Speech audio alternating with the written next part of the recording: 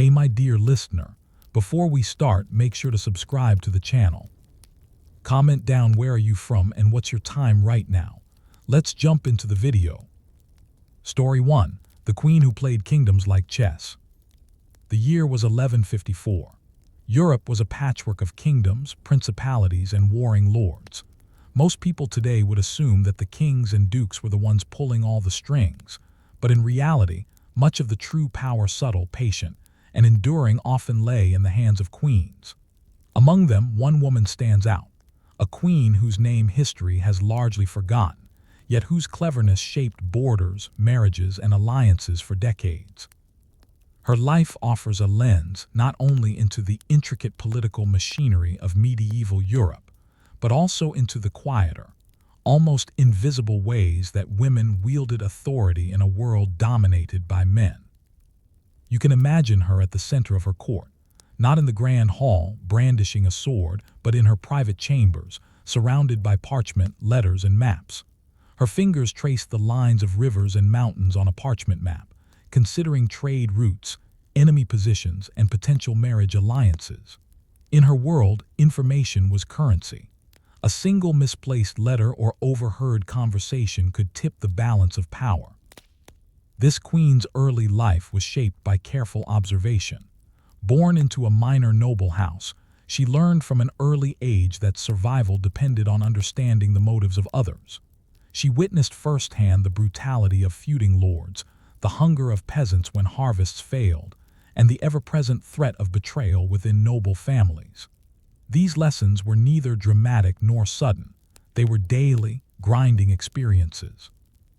Yet it was precisely this accumulation of small, seemingly mundane events that honed her mind into something formidable. At 15, she was married off to a king several years her senior.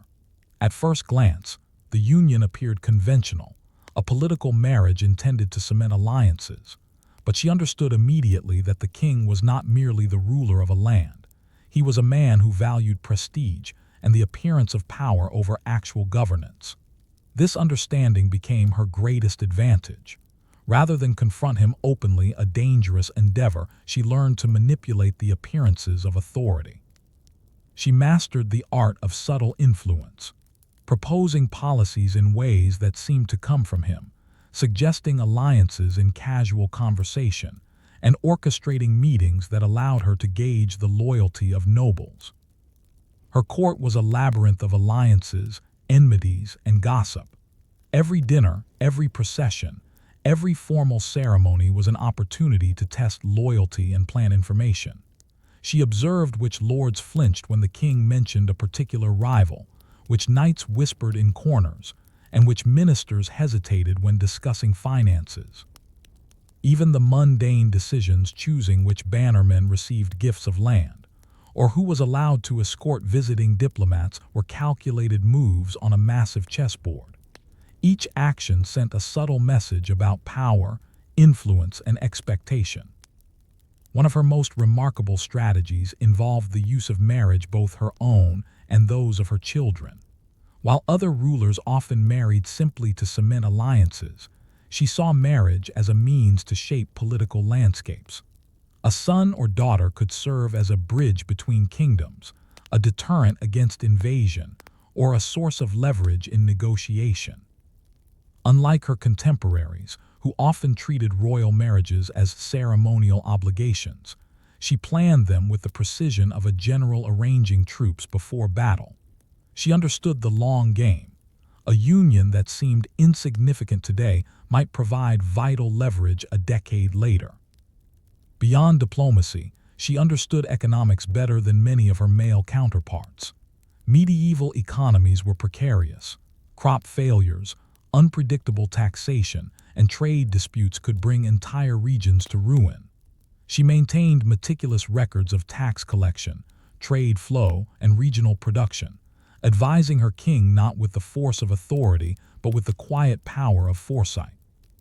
In a time when many rulers neglected the details of daily governance, she ensured her lands remained stable and prosperous, thus increasing her influence without ever raising a sword.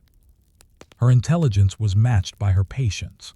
While some rulers sought immediate gratification through conquest or prestige, she preferred the slow accumulation of advantage. She would allow disputes to fester, observe them, and then intervene at the precise moment when her involvement would be most effective.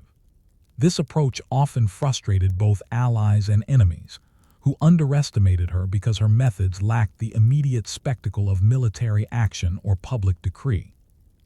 Yet over time, her subtle interventions produced results that were dramatic in their consequence.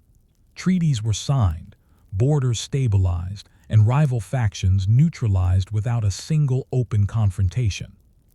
Despite her skill, she faced constant threats. Betrayal was a persistent danger. The medieval court was a place where loyalties shifted with alarming frequency. Spies, informants, and rival nobles constantly tested her networks. Some sought to discredit her, others to manipulate her decisions. Yet she thrived in this environment. By carefully tracking these movements, she transformed potential threats into opportunities, often converting rivals into allies through deft negotiation and strategic generosity. Her ability to anticipate human behavior became her signature strength. Perhaps most astonishingly, her work often went unnoticed. Kings received credit for treaties she negotiated, generals were praised for victories she subtly arranged, and ministers were lauded for reforms she quietly influenced. She rarely sought recognition. Her power was, by necessity, invisible, embedded in the decisions of others and the quiet workings of governance. Yet the outcomes, the survival of her kingdom, the prosperity of her subjects, and the stability of alliances testified to her brilliance. As you consider her life, it becomes clear that the most significant battles in medieval Europe were often not fought on fields of blood and mud, but in chambers lined with parchment and candlelight. Strategy was hidden in lists of taxes, letters between distant courts, and the timing of marriages and meetings. In this realm, where knowledge was more powerful than the sword, she reigned supreme. But despite all her careful planning and subtle maneuvering, a question lingers. How did she manage to maintain her position and influence when faced with the ambitions of kings far more powerful than her own? Could subtlety and intelligence truly protect a queen in a world where brute force seemed to dominate?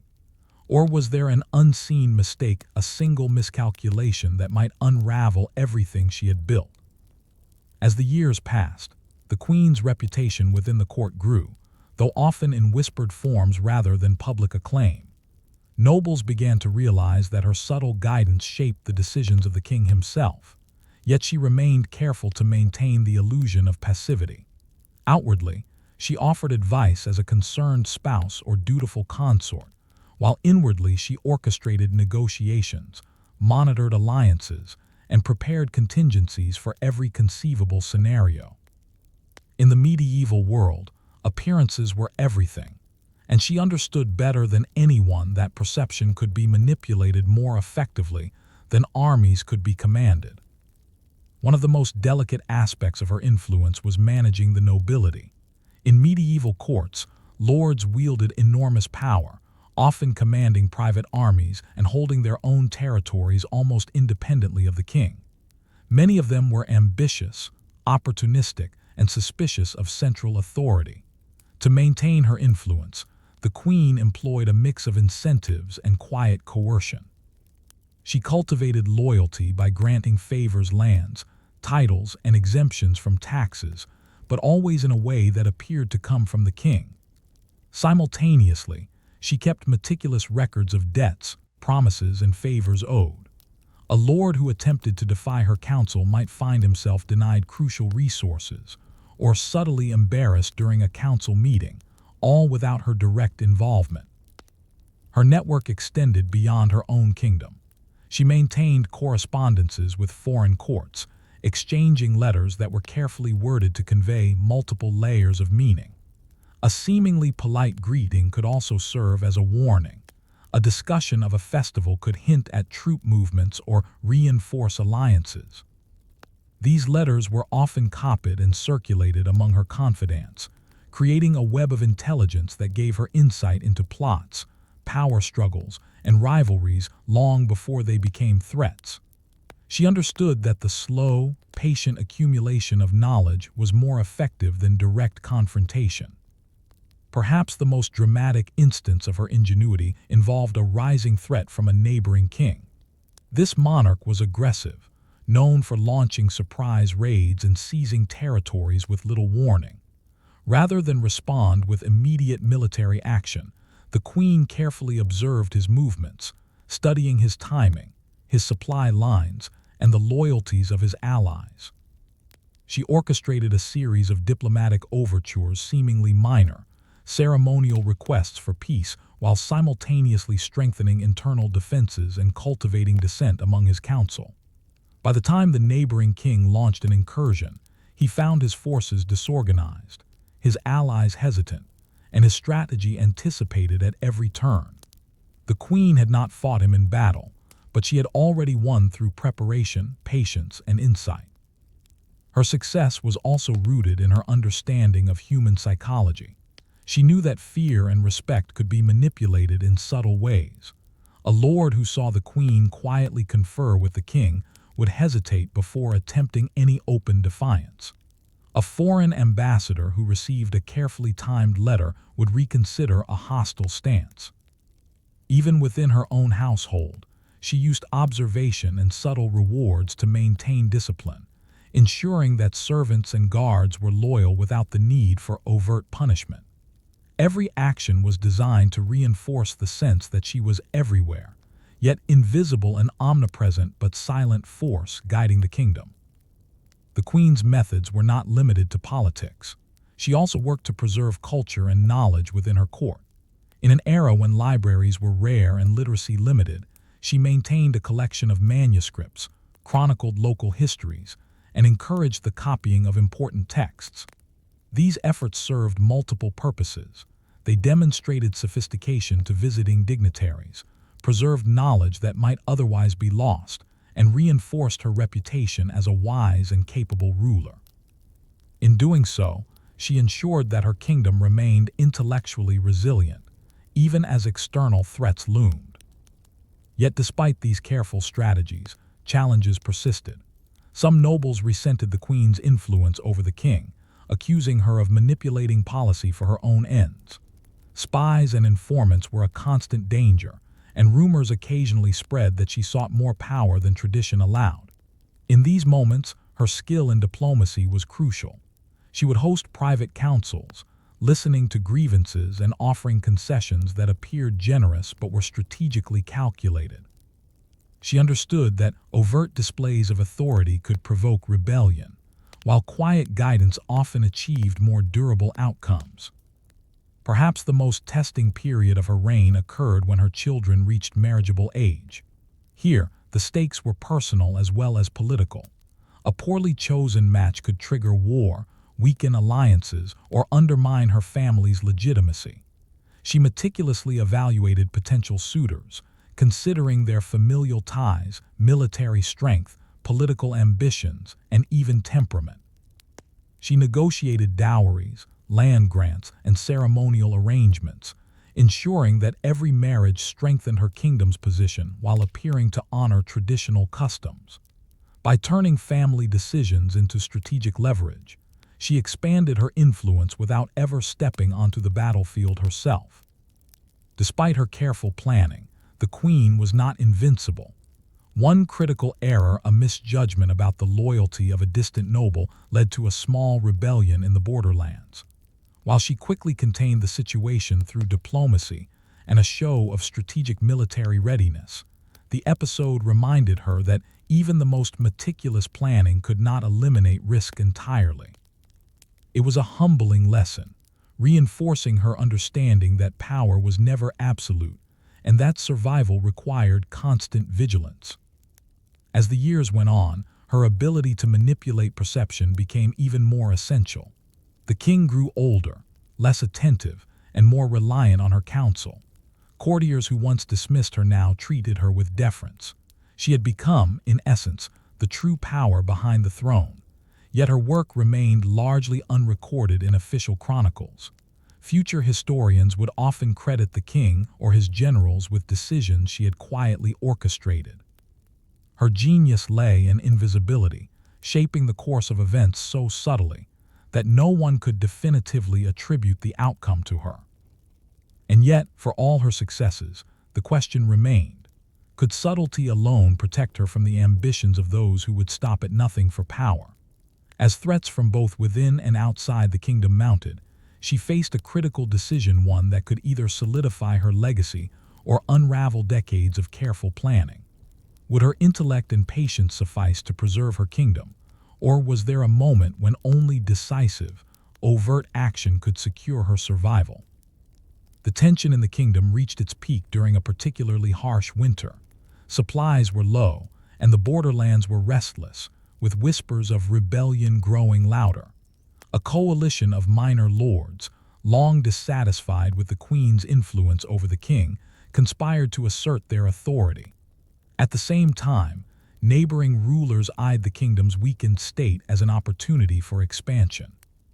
Every aspect of governance, the management of troops, distribution of food, and maintenance of alliances, was under threat.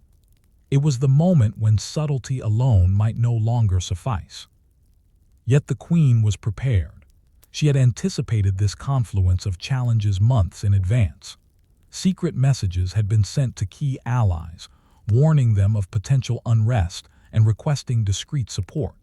She had arranged for supplies to be stockpiled in hidden depots along the borderlands, ensuring that no matter the winter's severity, the garrisons loyal to her could be provisioned. She had also orchestrated a complex diplomatic campaign. Letters and envoys reminded her neighbors of prior treaties, while emphasizing the costly consequences of any aggression.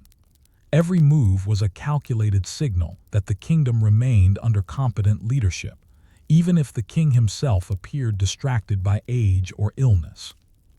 The rebellion began quietly. A few fortified towns refused to follow the central authorities, while a small contingent of knights seized a minor trade route. The king, unnerved and unsure of the correct response, deferred to the queen's judgment. She acted with characteristic patience, sending envoys to negotiate while simultaneously mobilizing loyal forces. The rebels were offered incentives for surrender, land grants, pardons for minor offenses, and assurances of continued influence in court. Those who hesitated found themselves diplomatically isolated as neighboring lords, influenced by her earlier correspondence, declined to offer support. Within weeks, the rebellion had largely collapsed, not through the clash of swords, but through careful manipulation of alliances, perception, and resources. Meanwhile, the external threat from the neighboring king reached its climax. He had positioned his forces near the northern border, seemingly poised for an invasion. Yet by this point, the queen had already anticipated his strategy. She dispatched couriers with false intelligence, suggesting that her forces were stronger than they truly were and that internal support was faltering. The invading king hesitated, uncertain which reports were credible. Behind the scenes, the queen had quietly funded loyal mercenaries along key routes and ensured that the defenses of key fortifications were reinforced. When the king's forces finally advanced, they found themselves confronted with unexpected resistance and a population that remained loyal to the queen's vision of governance. The invasion faltered, morale collapsed, and the king was forced to withdraw without achieving any territorial gain. It was a victory achieved without the drama of a pitched battle. The queen's strategy was subtle, precise, and to an outside observer, almost invisible. Her influence over the king, the nobility, and her neighbors had turned potential disasters into triumphs. The rebellion was quelled, external aggression thwarted, and the kingdom's stability secured. Yet these victories were not accompanied by parades or songs in her honor. They were quiet achievements, recorded in the annals only as decisions credited to the king or his generals. The queen herself remained largely unrecognized in formal histories, though those within the court understood the truth. The kingdom owed its survival to her intellect, patience, and unwavering foresight. Even in the aftermath, she continued to work quietly. She reinforced her networks, improved record-keeping, and prepared the next generation of leaders. Her children, trained in both diplomacy and observation, began to understand the subtle mechanics of power she had long mastered. She ensured that the knowledge she had accumulated about trade, alliances, and human behavior would outlive her own reign. In essence, she created a legacy not through monuments or battles, but through the invisible threads that held the kingdom together. The queen's life demonstrates a critical lesson about power in the medieval world. Authority was not always about what was visible. Success often depended on careful planning, observation, and the ability to manipulate perception. By mastering these tools, she shaped the course of history without ever wielding a sword in public or commanding armies in open battle. Her story challenges conventional narratives that equate visible power with true influence, revealing instead the profound impact of intellect, subtlety, and persistence. As you reflect on her life, one striking thought emerges. The most extraordinary power is often the power that remains hidden. In a world dominated by kings, generals, and public displays of strength, she showed that patience, intelligence, and the quiet manipulation of information could be far more effective. But it also raises a lingering question. How many other figures like her have shaped history in ways we can no longer trace? And in a world that records the loudest voices most clearly, what truths about power, survival, and influence remain buried, waiting for rediscovery? Story 2. The Lady of the Hidden Letters. In the quiet corridors of a late medieval castle, far from the thunder of battle and the clamor of courtly ceremonies, letters passed like secretive rivers, carrying more power than armies could muster. Among the scribes and messengers who hustled through stone halls, there was one woman who transformed this mundane system of written communication into an invisible network of intelligence and influence. History remembers her only faintly, yet her actions shifted political balances across kingdoms. She was the Lady of the Hidden Letters. Born into a family of minor nobility, her early life was defined by observation and instruction in the arts of writing, accounting, and diplomacy. Unlike her peers, who were often trained in basic etiquette or household management, she was taught to read the subtleties of language, the nuances of coded symbols, and the power of suggestion in correspondence. Letters in her world were never simple. They could conceal threats, requests, or warnings behind seemingly innocent phrases. Each line carried the weight of consequence, and she learned to craft them with precision from an early age. Her marriage, like many of her station, was political in nature, but where others viewed the union as a simple alliance, she saw opportunity.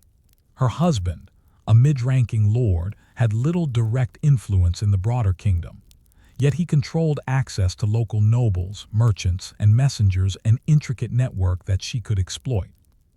Through careful orchestration, she began establishing a covert system. Letters written with deliberate ambiguity, secret marks hidden in margins, and trusted messengers who understood the subtleties of coded communication. Her influence extended far beyond her immediate surroundings, reaching courts in distant cities without leaving her chambers.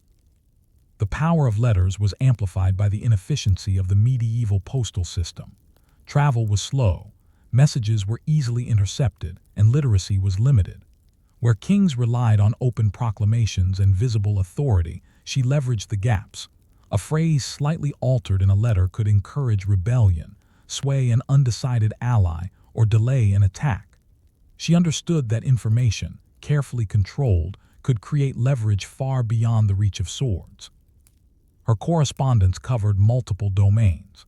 She advised her husband on local disputes, suggested strategic marriages, and even subtly influenced military decisions. When a neighboring lord sought to expand his territory, she planted letters that hinted at alliances elsewhere, creating hesitation and uncertainty. When trade disputes threatened to destabilize a region, her carefully worded advice redirected negotiations in favor of her family's interests. Every letter was both a tool and a weapon, invisible to most, but capable of immense effect. Her most remarkable skill lay in encoding information. At a time when sophisticated ciphers were rare, she developed methods of concealment that allowed sensitive instructions to be delivered safely. A casual observer might read a letter and find nothing unusual, while a trained recipient could discern warnings, locations, and instructions embedded within the text. The secrecy she maintained created an aura of omniscience. Allies believed she had insight into distant events, and adversaries hesitated, unsure which messages to trust. Yet this network required vigilance. Mistakes could be deadly. Intercepted messages might spark war, reveal secrets, or ruin reputations. She meticulously trained her scribes and messengers, ensuring loyalty and precision. She also developed contingency plans, alternate routes, backup letters, and coded redundancy, so that even if one message were compromised, the network would remain functional. Her attention to detail was relentless, and it was this discipline that allowed her influence to spread across regions and withstand the chaos of medieval politics. The social dynamics of the court added another layer of complexity. Nobles often relied on rumor, gossip, and selective interpretation of events. She turned this to her advantage, crafting letters that could be read on multiple levels. A simple note expressing concern about a trade caravan could simultaneously warn of an approaching army, hint at internal dissent, or signal a potential marriage alliance. She understood the psychology of her correspondents, anticipating their assumptions, fears, and desires, and shaping her letters accordingly. Through her letters, she built a network of loyalty and obligation. Nobles who received her correspondence felt a connection to her judgment and insight. She rewarded those who acted in her favor with gifts, titles, or influence, while those who resisted found themselves subtly isolated, their messages delayed or misdirected. By operating in the shadows, she exercised power far exceeding her nominal station. She became a hub through which the kingdom's information flowed, and through which the fates of towns, trade routes, and alliances were determined. Yet her influence was not purely manipulative. She also used letters to protect her people and maintain stability. When famine struck a distant region, she coordinated the shipment of food and supplies through discreet instructions. When a quarrel threatened to escalate into open warfare, her communication allowed a peaceful resolution before violence erupted. In an era where power was often measured by military might, she demonstrated that intellect, foresight, and communication could achieve results equal to or surpassing the sword. Despite her accomplishments, danger was never far away. Spies and rival factions constantly tested the limits of her network. Intercepted letters, suspicious messengers, and unpredictable political events required constant vigilance. Any misstep could lead to ruin for her family or her allies. Yet she thrived in this environment of tension, seeing each challenge as another opportunity to refine her methods, extend her influence, and secure her position. Her story reminds us that the medieval world was not only shaped by open battles and public decrees. Often, the invisible currents of information, loyalty, and strategy determined the outcome of conflicts long before armies were raised. Through her letters, this quiet woman demonstrated that knowledge and foresight could shape kingdoms in ways history rarely acknowledges. And yet, as you consider her work, one question remains unresolved.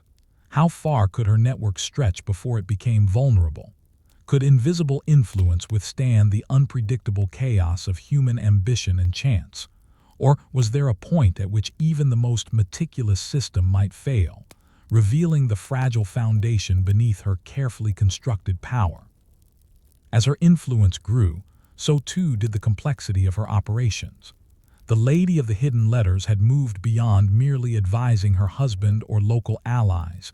She was now coordinating across borders, connecting distant courts, and shaping the political landscape of multiple regions simultaneously. What began as a personal skill had evolved into a vast intelligence network, unprecedented for a woman of her station. Every message, every symbol, and every messenger was part of a delicate web, and she knew that a single thread could make or break her entire system. Her rise did not go unnoticed. Some nobles whispered about her power in hushed tones, while others attempted to penetrate her network. Rivals sought to intercept letters, corrupt messengers, or plant false information that could be traced back to her. The medieval world was rife with deception, and even those closest to her had their loyalties tested. To counter this, she implemented rigorous protocols. Letters were written in code, often layered with multiple meanings. Key messages were divided into several parts and sent via different couriers, and trusted allies were instructed to confirm receipt through subtle signals rather than direct acknowledgement. It was a system of checks and balances hidden entirely from public view. Her strategies also evolved to leverage psychology as much as logistics. She understood that people often acted based on assumptions, fear, and perception, rather than concrete knowledge. Letters would be carefully worded to suggest that certain actions were inevitable, while simultaneously offering alternatives that aligned with her goals. A message might hint at a potential betrayal by a neighboring lord, prompting him to reconsider aggressive moves, or suggest that a merchant guild would favor a certain ally, influencing trade without her direct involvement. She was effectively shaping reality through the careful control of information. The stakes escalated when a conflict erupted between two neighboring principalities. Her husband, though loyal to her, lacked the authority or strategic insight to navigate the crisis alone. The Lady of the Hidden Letters stepped in, crafting a series of correspondences that steered the situation toward de-escalation. She coordinated feigned troop movements, subtly threatened potential alliances against aggressors, and encouraged mediators to negotiate under carefully controlled conditions. By the time armies were mobilized, the conflict had been resolved diplomatically, with both sides believing they had acted independently. Once again, she achieved victory without the clamor of open war, reinforcing her reputation among those in the know while remaining invisible to the wider historical record. Her skill extended beyond political maneuvering into social influence. The letters she dispatched often served multiple purposes, securing loyalty, demonstrating wisdom, and shaping perception. Nobles came to regard her guidance as essential, while merchants, clergy, and minor officials adjusted their behavior based on her discreet suggestions. Over time, her network became a subtle but central nervous system for regional governance, a quiet force maintaining order, stability, and influence far beyond her immediate reach. Yet danger was never far behind. One day, a courier carrying sensitive letters went missing. Panic rippled through her household, for the letters contained instructions that, if intercepted, could destabilize alliances and trigger violence. She responded with remarkable calm. Rather than overreacting, she traced the courier's route, verified which messages had been delivered, and enacted contingency plans she had developed years earlier. Alternative messengers were dispatched. Duplicate instructions were carefully phrased to correct potential misunderstandings, and allies were reassured through private notes that the situation was under control. This episode demonstrated not only her foresight but also her resilience under pressure. The Lady of the Hidden Letters also understood the importance of sustainability in her operations. Networks of communication and loyalty are only as strong as the people who maintain them. She personally trained scribes, messengers, and intermediaries, instilling in them the skills, discretion, and judgment needed to operate without direct oversight. She emphasized observation, critical thinking, and the careful interpretation of ambiguous messages skills that would allow her network to endure even if she were absent or her position threatened. In essence, she built an institution within a single household, a system that could survive political upheaval and outlast individual actors. Perhaps her most daring maneuver involved a plot by a neighboring king who sought to manipulate events in her favor, or more accurately, against her family. He sent envoys with promises of alliance and gifts, attempting to co-opt her husband into a plan that could destabilize her carefully maintained influence. Rather than confront the threat openly, she used it to her advantage. Letters were sent with dual meanings. Some confirmed the king's overtures, while others hinted at secret resistance among his own advisors. Messengers carried different versions of events to separate factions, creating confusion and distrust that prevented any coordinated action against her. By the time the king realized the situation, the opportunity had slipped through his fingers, leaving her and her allies secure. Yet for all her success, the Lady of the Hidden Letters faced an unanswerable question. How long could such a delicate web endure? Networks of trust, secrecy, and human discretion are inherently fragile. One betrayal, one misinterpreted letter, or one unforeseen event could unravel decades of careful planning.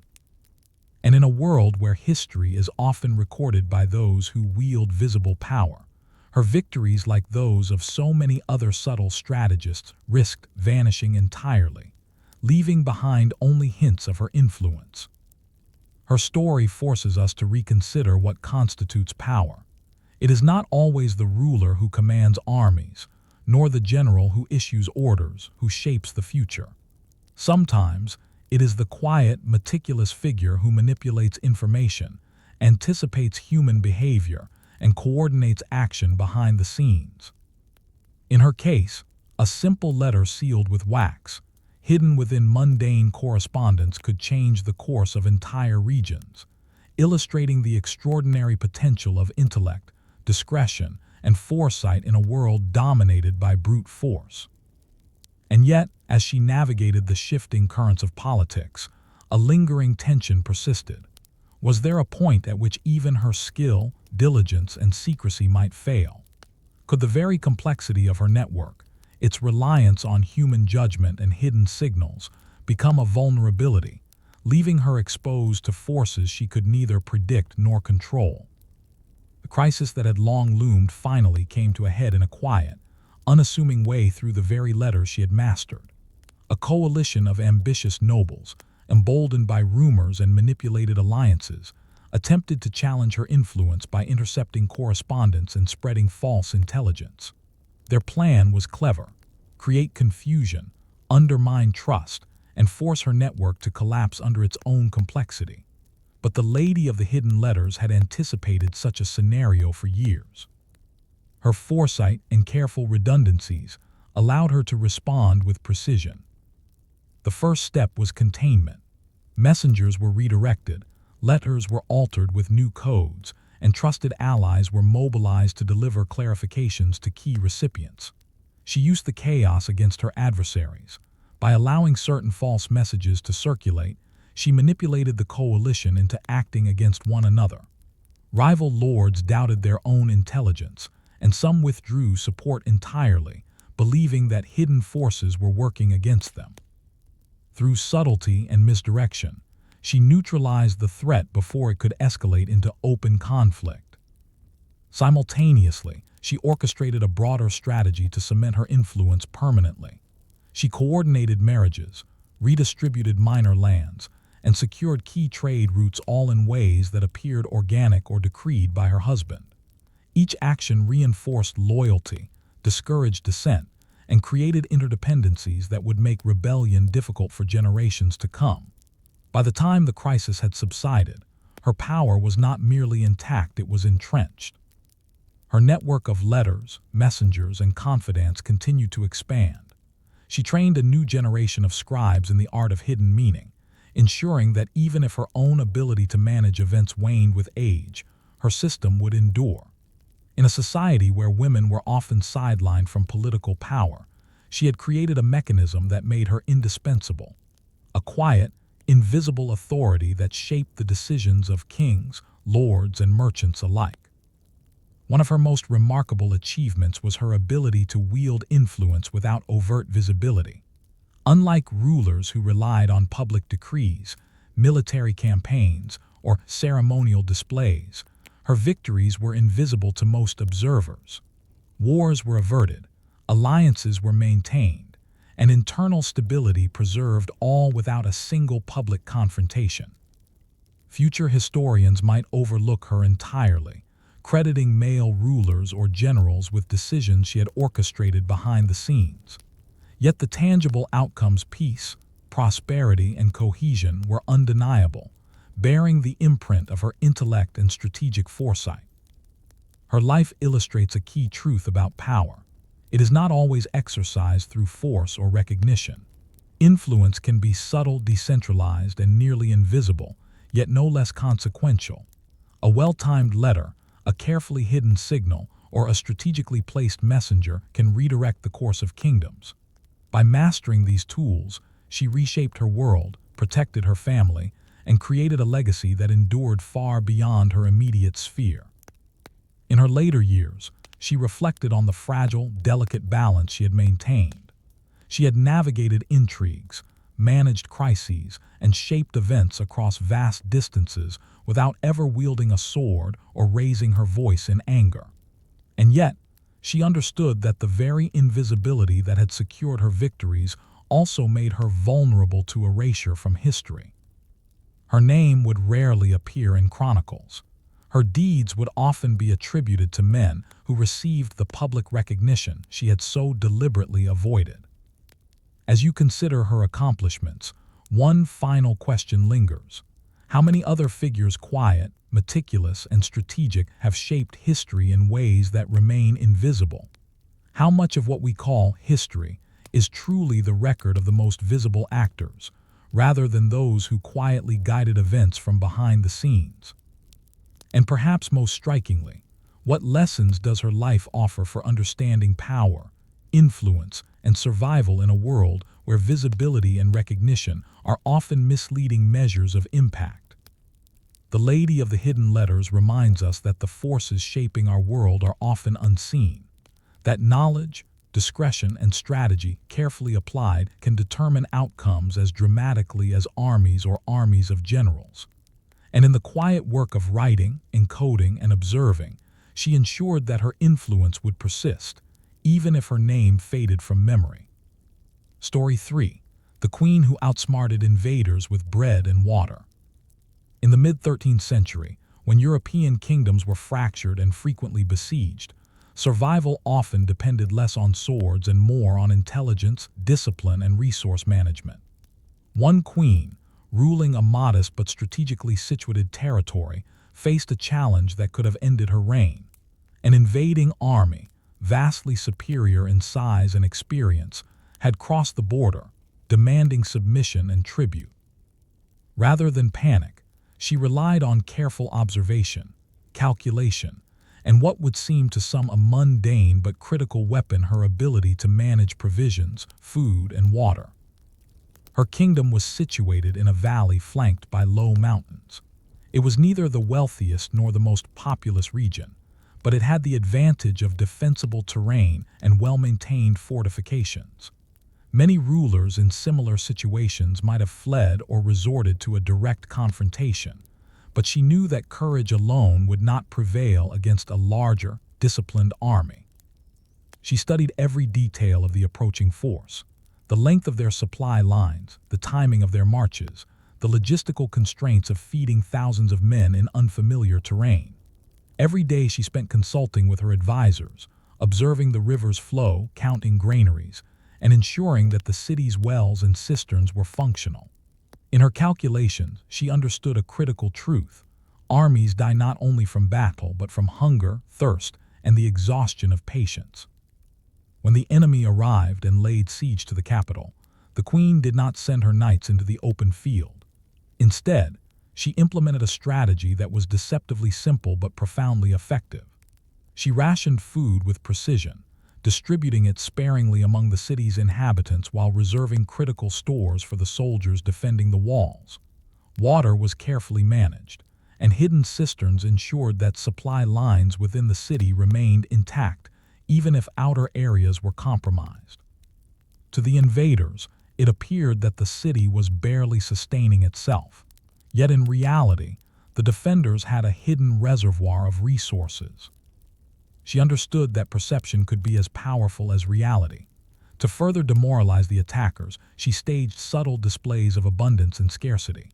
When scouts approached, her people would seemingly ration water in full view, giving the illusion of desperation. Meanwhile, the city's gates were reinforced, the walls patrolled, and secret supplies remained untouched. The enemy, seeing a population barely surviving, assumed that the defenders were weak, hungry, and on the verge of surrender. This miscalculation became central to her strategy. She would make the invaders act prematurely based on false impressions. During the siege, she also controlled morale with subtle interventions. Messages were sent to neighboring allies suggesting that reinforcements were on the way, even if none had yet arrived. She ensured that citizens saw herself moving calmly through the city, offering reassurance and inspecting fortifications, reinforcing her image as both competent and untouchable. Psychological warfare, she knew, was as crucial as any physical defense. Soldiers who believed their enemy to be strong or cunning often hesitate, lose cohesion, or desert. In a way, she was fighting two armies, the physical invaders and the army of fear within their minds. The Queen's use of espionage complemented her rationing strategy. Trusted messengers and scouts were sent into enemy lines to gather intelligence, report troop movements, and occasionally spread disinformation. These reports allowed her to predict the invaders' actions, when they would attempt a sally, which sections of the wall they considered weak, and how their supply chain was performing. Even small adjustments like temporarily moving troops to a vulnerable gate or feigning fatigue among defenders had an outsized effect, shaping the attacker's behavior without direct confrontation. Despite the calm and careful control she projected, the siege strained the city's population. People feared starvation, disease, and betrayal. The Queen understood that patience alone was not enough. She needed to maintain trust. She held brief councils with guild leaders, prominent families, and military officers, subtly reinforcing the idea that surrender was not necessary. By giving the impression that the city's defenses were organized, disciplined, and still capable of resisting, she prevented panic from undermining her carefully orchestrated plan. Perhaps most remarkable was her understanding of timing. She knew that the invaders could not maintain a prolonged siege indefinitely. Supplies, morale, and discipline all eroded with time. By carefully measuring her own resources and observing the enemy's vulnerabilities, she created a scenario where the city could outlast the army. The Queen did not rely on heroism or luck. She relied on an intimate understanding of logistics, human behavior, and natural limits.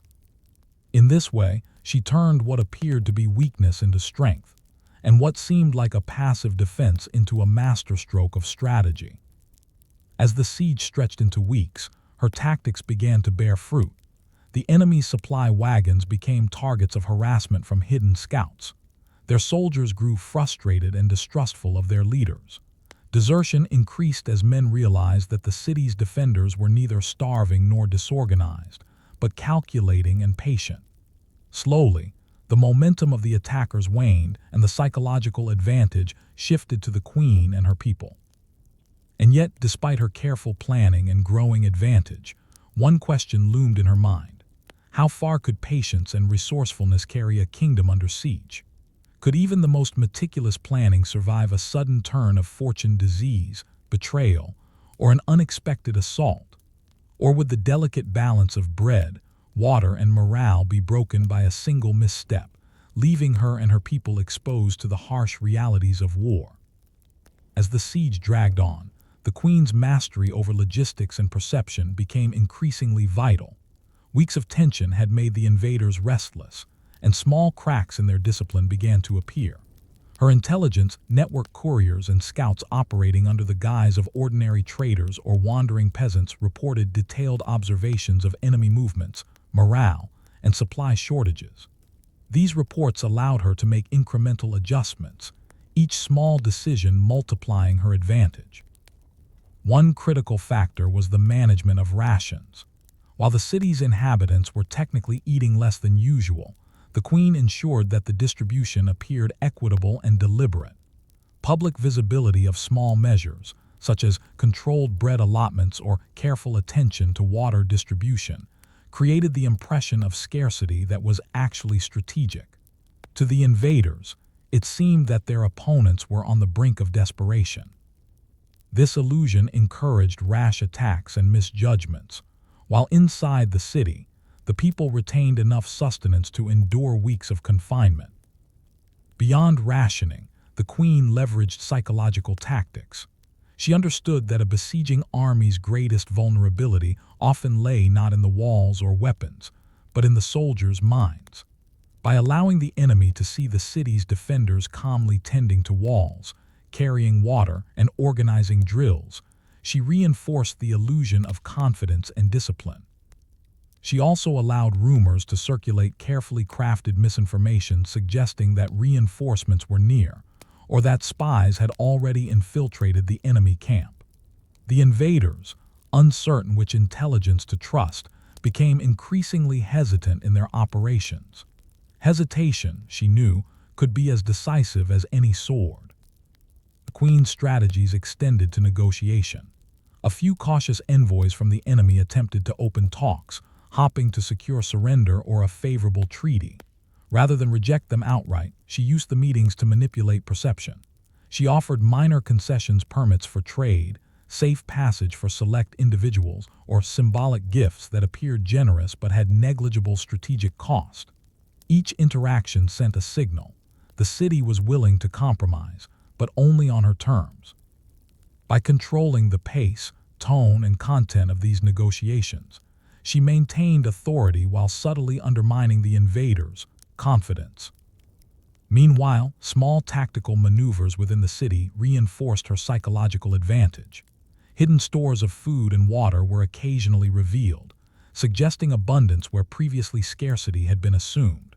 Nighttime sorties by small, disciplined units harassed enemy supply wagons, further eroding morale. Even the city's walls, repaired and reinforced in secret, created the impression that the defenders were stronger than they appeared. Every action was a calculated step in a larger strategy, executed quietly but with enormous cumulative effect. Disease and exhaustion began to take a toll on the invaders, as the queen had anticipated. Cold nights, scarce provisions, and overextended supply lines created subtle pressure that her spies reported daily. Yet she remained careful not to overplay her hand.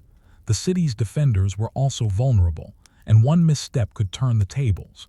She continually adjusted allocations of food, water, and labor, balancing endurance against risk. Her calculations were meticulous, informed by both observation and intuition honed over years of political maneuvering. Perhaps the queen's most brilliant move involved exploiting the enemy's overconfidence. Having observed their impatience and frustration, she staged a minor visible shortage of supplies, creating the illusion that the city's reserves were nearly exhausted. The invaders, believing victory was imminent, hastily prepared an assault on the city gates. Yet when the attack came, her forces were well positioned, supplied, and ready. The defenders repelled the assault with minimal casualties, further demoralizing the attackers while conserving her own resources. The illusion of desperation had baited the enemy into overextending a calculated manipulation that highlighted her understanding of human behavior and timing. By this stage, the queen's strategy was both defensive and preemptive. She was not simply surviving, she was dictating the pace of events. Each day of the siege worked to her advantage, as long as patience and careful observation were maintained. She understood that protracted conflict favored the defender, especially one who could control resources, morale, and perception. The city's walls were more than stone and timber, they were extensions of her strategy, reinforcing psychological dominance over the invaders. Yet the greatest risk still remained.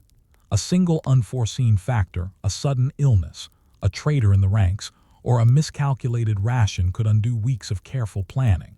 The queen's awareness of this vulnerability made her vigilant. Every decision was double-checked, every messenger screened, and every contingency accounted for. The balance between patience and decisive action was delicate, and she knew that success depended on sustaining it long enough for the invaders to falter of their own accord. By the end of the second week of siege, signs of strain among the attackers became unmistakable. Desertion increased, supplies dwindled, and the coordination of their forces faltered. The Queen had turned what initially seemed like a desperate situation into a controlled environment where she dictated outcomes without risking unnecessary lives. Her victory would not come from glory in battle, but from endurance, intelligence, and the careful orchestration of perception, a triumph of strategy over brute force. And yet, despite the mounting signs of advantage, one question lingered. Could the Queen maintain her control until the enemy finally conceded, or would an unexpected event, illness, betrayal, or miscommunication undermine her painstakingly constructed strategy? How long could subtlety, patience, and perception hold back the raw force of an invading army? By the third week of the siege, the Queen's strategy had begun to bear decisive fruit. The invading army, initially confident in its numerical superiority, had grown weary and confused. Their supply wagons, harassed by scouts and hidden defenders, were delayed or diverted. Soldiers muttered about the defenders' mysterious resilience, unaware that what seemed like miraculous endurance was in fact the product of meticulous rationing, hidden cisterns, and carefully orchestrated appearances. The Queen had transformed her city into a fortress not just of stone, but of information, psychology, and timing. When the invaders attempted a major assault on the city's gates, the Queen had anticipated the exact hour and direction. Behind the walls, her soldiers were positioned strategically, while hidden reserves of food and water ensured that fatigue would not compromise their performance. The attackers, expecting a weakened and desperate population, were met with disciplined resistance. In a carefully managed engagement, they were repelled with minimal casualties to the defenders, their morale collapsing further. At this point, the Queen made her boldest move. She opened a channel of communication with the invading commander, offering terms that seemed conciliatory but were, in reality, a trap. The offer suggested that the city's leaders were desperate for peace and might accept tribute or concessions. But hidden within her letter were subtle signals to her allies in nearby regions, indicating that the city's reserves were secure, the walls reinforced, and no surrender would be tolerated. The enemy, misinterpreting the situation, sent only a small delegation, delaying reinforcements and leaving the bulk of their forces vulnerable to internal frustration and desertion. The siege continued for several more days, but the invaders' strength waned steadily. Their supply lines were overextended, their soldiers demoralized, and internal divisions emerging among their commanders. The Queen, meanwhile, maintained calm and order within the city, ensuring that the population remained confident and disciplined. She had created a scenario in which time itself worked in her favor. The longer the siege lasted, the weaker the enemy became, and the stronger her position appeared.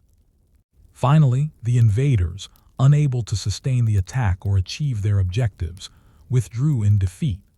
What historians often overlooked, focusing instead on the army's withdrawal or the king's supposed command, was that the Queen had orchestrated the entire outcome. She had turned scarcity into strategy, patience into power, and perception into a weapon more effective than any catapult or archer. Her victory was a quiet triumph of intellect, planning, and careful observation, a triumph that reshaped the region without a single pitched battle or dramatic confrontation recorded in the chronicles. In the aftermath, she strengthened her kingdom further. She analyzed every aspect of the siege, identifying potential vulnerabilities and shoring them up before the next challenge arrived. Hidden stores were replenished, messengers trained, and alliances reinforced. Her people came to recognize her not as a figurehead, but as the guardian of their survival, a leader whose careful calculations had spared them famine, destruction, and subjugation. The Queen's legacy extended beyond mere survival. She demonstrated the profound effectiveness of patience, discipline, and strategy in the medieval world. In an era when power was often measured by armies, visible displays of authority, and heroic combat, she showed that quiet intelligence and the careful management of resources could achieve results equally dramatic and enduring. The victory with bread and water became a lesson for those who followed. Strength is not always measured by the sword, but often by foresight, subtlety, and the ability to manipulate perception. And yet, her story also leaves a lingering thought. How many leaders throughout history have relied on invisible strategies that never make it into the official record? How much of what is remembered as triumph or failure was in fact determined by quiet calculation, patience, and cunning? The Queen's victory reminds us that history is shaped not only by the loudest voices or the most visible acts, but also by those who act in the shadows, guiding events with intellect and foresight that few ever recognize. Her reign, her strategy, and her victory stand as a testament to the enduring power of careful thought, observation, and resourcefulness, proof that even when faced with overwhelming force, subtlety, discipline, and intelligence can prevail where brute strength might fail. Story 4. The Silent Regent Who Ruled from the Shadows. In the early 14th century, a kingdom on the edge of Europe faced instability. The king was young, inexperienced, and easily swayed by ambitious courtiers. External threats loomed from neighboring realms, internal factions were in constant tension, and the economy strained under poor harvests and fluctuating trade. Into this precarious situation stepped a figure history would remember only faintly. A silent regent who wielded power not through proclamations or armies, but through subtle guidance, strategic planning, and quiet authority. This regent, a queen by title but a strategist by instinct, had been married into the royal family as a stabilizing force. At first, her influence seemed limited to domestic and ceremonial matters, a common role for queens of her era. Yet she quickly recognized that true control lay not in public displays, but in the ability to shape decisions before they were made. She began attending council meetings, initially only to observe, but soon to provide advice framed as cautionary suggestions. Her words were never commands. They were questions, gentle guidance, or the articulation of potential outcomes. Over time, the king and his advisors came to rely on her insight, often without realizing the extent of her influence. One of her first challenges involved the king's council itself. The court was divided into factions, each jockeying for position, influence, and access to the king. Meetings were chaotic, with nobles speaking over one another, ministers pursuing personal agendas, and young advisors swayed by rhetoric rather than facts. The regent began to intervene subtly, proposing reforms to council procedures, suggesting seating arrangements, and structuring debates so that key decisions could be anticipated and guided. Her influence was invisible to the casual observer, but these changes ensured that outcomes increasingly aligned with her vision of stability and prudent governance. Her control extended beyond the council. She carefully observed the habits, ambitions, and weaknesses of individual courtiers. Some were ambitious but loyal, others skilled but prone to error. A few were dangerous, capable of destabilizing the kingdom if unchecked. By tailoring interactions to each personality, she subtly aligned their actions with her goals. A whispered suggestion here, a private warning there, a carefully timed gift or honor, all were calculated moves to ensure that the machinery of government operated according to her guidance, rather than the whims of those around her. The queen's strategies were not limited to politics alone. The kingdom's economy was fragile. Poor harvests had left granaries depleted, and merchants hesitated to invest in uncertain markets. She implemented quiet reforms, overseeing improvements in tax collection, trade regulation, and resource allocation. By streamlining processes and encouraging cooperation among guilds and merchants, she stabilized the economy without issuing dramatic public decrees. Her influence was invisible, yet its effects were tangible. The treasury improved, markets flourished, and public unrest was minimized. External threats presented another layer of complexity. Neighboring kingdoms tested her authority with subtle provocations, raids, trade embargoes, or the strategic marriage proposals of rivals seeking leverage. The regent used diplomacy as her primary weapon, sending carefully worded letters, arranging symbolic gestures, and orchestrating alliances without the king appearing to intervene. She cultivated a reputation among allies and enemies alike as both intelligent and inscrutable a power that existed without overt demonstration. Perhaps her most remarkable skill was patience. She understood that true control did not require immediate results. By guiding decisions gradually, shaping perceptions, and managing expectations, she ensured that her influence would endure. Even when crises arose, a dispute among nobles, a threatened rebellion, or a sudden natural disaster, she acted in ways that seemed reactive or coincidental, while in reality, every step had been anticipated and planned for. Her foresight allowed her to shape events before they escalated into catastrophe. The regent's approach was not without risk. Those who underestimated her influence occasionally tried to circumvent her guidance, believing her counsel to be inconsequential. When their decisions backfired, it only strengthened her credibility. Yet the delicate balance between invisibility and authority required constant vigilance. Overreach could provoke resentment or rebellion, while passivity could weaken her influence. Navigating this tension became the defining challenge of her rule. To exercise power without appearing to do so, to guide outcomes without claiming credit, and to remain essential while remaining unseen. Through her quiet leadership, the kingdom began to stabilize. Internal factions, once combative, found themselves subtly aligned with her priorities. External threats were managed through diplomacy, negotiation, and the careful signaling of strength. Resources were allocated efficiently, and public morale, though fragile, remained steady.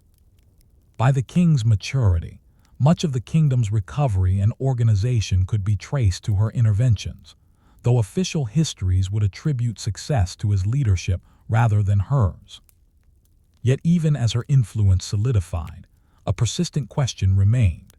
Could a kingdom truly survive under a ruler who acted from the shadows, relying on subtlety and discretion in a world where visible power was often the only recognized currency? Could invisible guidance withstand sudden challenges, betrayals, or the unpredictable ambitions of courtiers and foreign rulers? Or was there a point at which the silent regent herself might be unmasked, her authority undermined by the very invisibility that had ensured her success? As the kingdom stabilized under her subtle influence, the regent's challenges shifted from basic governance to the management of crises that threatened to expose the fragility of her control. While her guidance had quietly aligned the council and reinforced the king's authority, rival factions began testing boundaries. Ambitious nobles, long accustomed to operating with minimal oversight, grew restless. Meanwhile, neighboring realms probed the kingdom's defenses, sometimes through small-scale raids, sometimes through diplomacy intended to sow confusion. The regent understood that this phase of rule required not only foresight but adaptive strategy, patience, and the careful orchestration of perception. Her first step was to consolidate intelligence. She expanded the network of observers within both the court and the broader realm. Trusted agents reported on shifts in alliances, rumors circulating among towns and villages, and movements along the borders. This intelligence allowed her to anticipate potential uprisings, preempt bribery attempts, and respond to foreign intrigue before they escalated.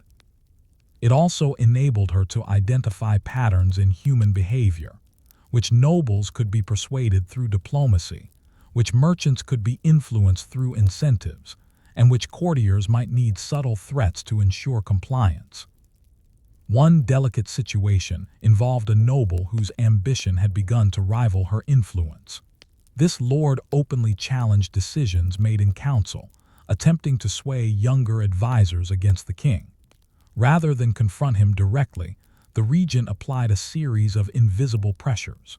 She quietly granted minor privileges to rival nobles, creating a sense of competition for loyalty.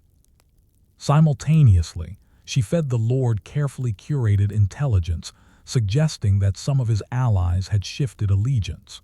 By subtly manipulating perception, she weakened his position without a confrontation, guiding him back into alignment with her broader strategy. The regent's diplomatic finesse extended beyond her own borders. She cultivated relationships with neighboring rulers, not through ostentatious displays of wealth or power, but through quiet correspondence and symbolic gestures. A letter of congratulations on a marriage, a timely gift of grain during a famine, or a carefully phrased warning about instability in the kingdom could shape decisions far from her capital. She understood that perception often outweighed reality. A ruler who believed a neighboring kingdom to be competent, unified, and strategically minded would hesitate to act aggressively. By projecting both strength and discretion, she deterred potential threats before they materialized. The regent also implemented reforms that reinforced her influence indirectly. Administrative procedures were adjusted, financial records reorganized, and the distribution of resources carefully monitored. By making governance more predictable and systematic, she reduced opportunities for corruption and conflict among the bureaucracy. These changes were subtle and often invisible, but their effects were profound. The kingdom functioned more efficiently, disputes were resolved faster, and loyalty was reinforced through reliable administration rather than coercion. Yet despite her successes, the regent faced a crisis that tested her subtlety to its limits. A rebellion erupted in a distant province, triggered by local discontent over taxes and perceived favoritism among nobles. The situation was volatile. If handled poorly, the rebellion could inspire other regions to rise, threatening the kingdom's stability and exposing the regent's behind-the-scenes authority. Rather than rush to suppression through force, she applied a multi-pronged approach. Letters and envoys were sent to key local leaders, offering concessions and framing the rebellion as a misunderstanding rather than a direct challenge to central authority. Simultaneously, loyal troops were positioned strategically, creating a silent deterrent without provoking panic. Her approach relied heavily on timing and perception. By presenting a calm, measured response, she made the rebellion appear less threatening than it truly was, undermining its momentum. As communications with local leaders advanced, dissenting factions began to fracture. Some nobles, swayed by subtle promises and reassurances, returned to allegiance, while others, isolated and unsure, capitulated quietly. Within weeks, the rebellion was neutralized with minimal violence. Outsiders might have assumed the king had orchestrated the resolution, but in truth, it was the regent's quiet management, her careful manipulation of perception and influence, that preserved order. Perhaps the most remarkable aspect of her strategy was the consistency of her foresight. She had anticipated both the rebellion and its potential consequences months in advance, building contingencies into council decisions, financial reserves, and diplomatic relationships. Every seemingly spontaneous decision, the allocation of troops, the timing of letters, the concessions offered, was part of a carefully calibrated plan designed to guide outcomes while leaving her influence invisible. Yet for all her preparation and skill, the regent remained aware of a persistent vulnerability: human unpredictability. Courtiers could misinterpret instructions, messengers might err, or a neighboring ruler could act in an unexpected way. The very subtlety that protected her from overt challenges also created fragility. Success depended on constant vigilance, adaptation, and patience, a reminder that invisible authority, while powerful, required relentless maintenance. Her story illustrates a fundamental truth about leadership in unstable times. Visibility is not always power, and action is not always influence. By guiding outcomes quietly, observing keenly, and anticipating human behavior, she shaped the destiny of her kingdom more profoundly than any ceremonial decree or battlefield victory. And yet, as her influence solidified, one question remained unresolved. Could the silent regent maintain control indefinitely? Or was there a point at which invisible authority would be discovered, challenged, or undermined by forces she could neither predict nor fully manage? As the months passed, the silent regent's influence became increasingly ingrained in the kingdom's daily life. The king, once inexperienced and easily swayed, began to internalize her guidance, often making decisions she had subtly shaped months in advance. Courtiers and advisors, who initially saw her as a ceremonial figure, gradually came to recognize that her quiet interventions consistently produced stability, prosperity, and order. Yet outwardly, the regent remained largely invisible, operating in shadows, guiding outcomes without seeking recognition. Her most critical achievement was the consolidation of internal stability. Factional divisions in the court, once threatening to spiral into open conflict, had been reconciled through careful observation, negotiation, and strategic incentives. The administration ran efficiently, with policies implemented in ways that benefited both nobles and commoners, fostering loyalty to the crown. By cultivating competence and alignment among bureaucrats, she created a self-reinforcing system in which the kingdom could function smoothly even in her absence. Externally, the regent ensured that neighboring powers remained cautious and respectful. Diplomatic correspondence, gifts, and subtle demonstrations of readiness projected the image of a kingdom both competent and unified. Ambitious rulers who might have otherwise taken advantage of instability hesitated, uncertain whether they faced a fragile realm or a carefully managed state with invisible oversight. By controlling perception, she extended the reach of her influence far beyond the walls of the capital. Perhaps her most extraordinary legacy lay in succession planning. Understanding that invisible authority could be fragile, she trained a select cadre of officials, advisors, and scribes to continue her work after her own tenure ended. They were taught to anticipate problems, manage perception, and navigate the delicate politics of the court, skills that allowed the machinery of governance to operate under her principles without her direct intervention. Through these measures, she ensured that her subtle system of control would outlast her own presence, creating a durable, resilient framework for leadership. Even in moments of personal reflection, the regent remained aware of the precarious balance she had maintained. Her entire approach relied on discretion, careful observation, and the management of human behavior. One misstep, a misread message, a betrayal, or an unanticipated crisis could have undone years of painstaking work. Yet her success lay in the meticulous maintenance of this balance, demonstrating that the most enduring power is often the power that goes unseen. The kingdom thrived under her quiet guidance. Harvests improved, trade flourished, and disputes that might have erupted into violence were preemptively resolved. The king, now more competent, acted with confidence, unaware of the subtle ways in which his decisions were shaped.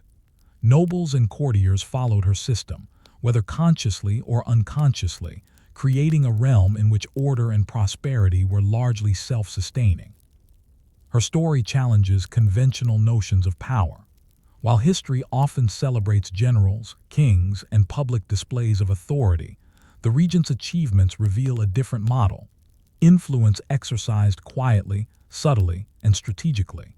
She shaped outcomes through observation, foresight, and human understanding, demonstrating that leadership does not always require visibility or recognition.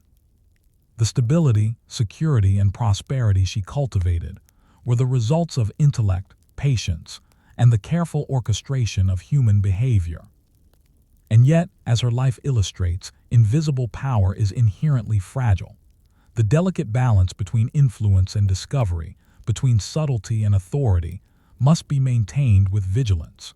Her success raises a lingering question: how many other rulers, advisors, or strategists throughout history shaped events from the shadows, their deeds unrecorded or attributed to others?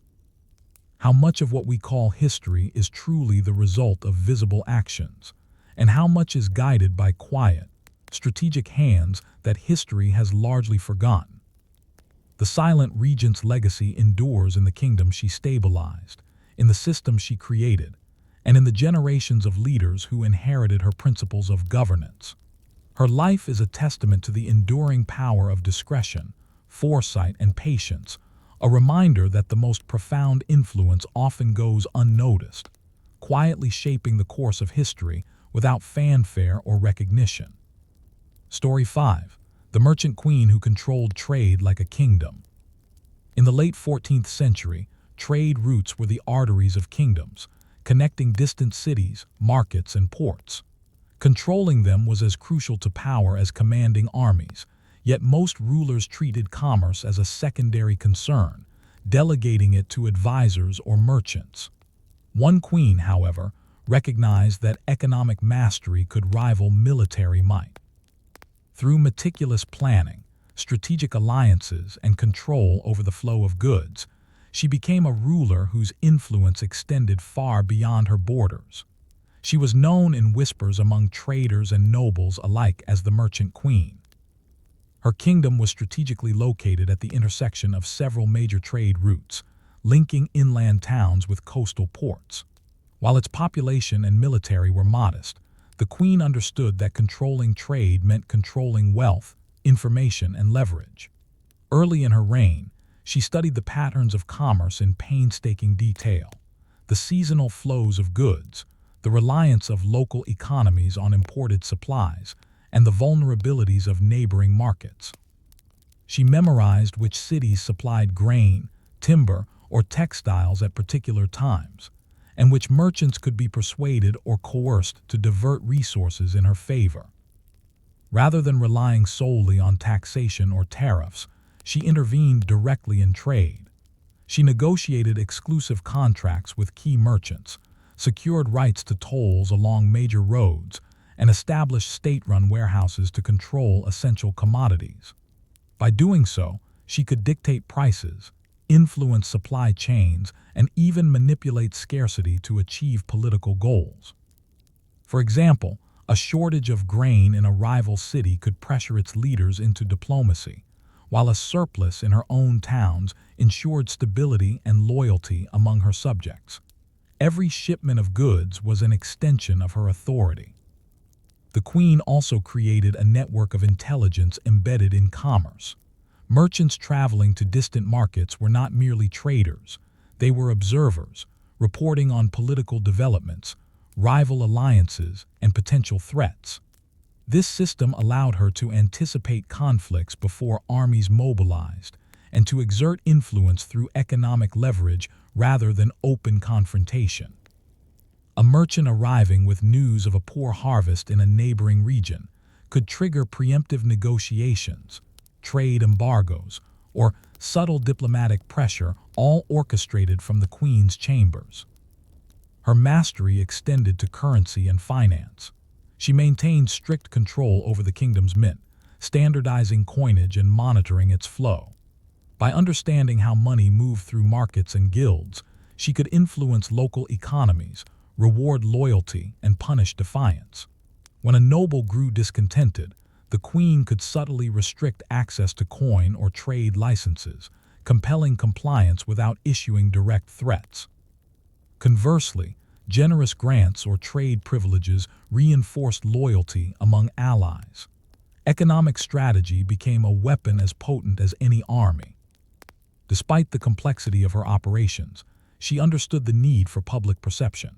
To outsiders, she appeared as a competent but conventional monarch, maintaining traditional ceremonies and showing concern for her subjects' well-being. Only a few trusted advisors and merchants knew the full extent of her economic control. By concealing the depth of her influence, she prevented rivals from targeting her kingdom directly while enjoying the benefits of widespread economic leverage. Her strategic interventions were not always aggressive. She also used trade to stabilize regions and prevent unrest. When famine threatened distant provinces, she coordinated the timely movement of grain and supplies, maintaining loyalty and preventing rebellion. When cities competed over resources, she mediated agreements, ensuring her kingdom remained the central hub of commerce. Through these actions, she projected power without appearing domineering a ruler whose strength lay in the quiet orchestration of wealth and supply. Yet for all her economic acumen, the queen faced constant challenges. Rival merchants, ambitious nobles, and neighboring rulers frequently attempted to undermine her authority, exploit loopholes in trade agreements, or divert key shipments. Each challenge required careful analysis, diplomacy, and sometimes deception. She learned to anticipate competitors' moves, set contingencies, and respond with subtlety rather than force.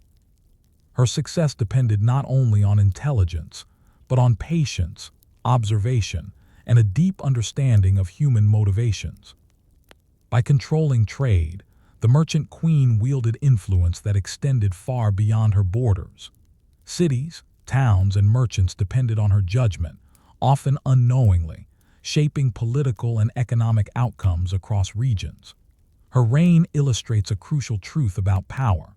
The ability to manage resources, information, and perception can achieve results as decisive as armies or sieges. Yet, like all rulers who operate through subtle influence, she faced an enduring question.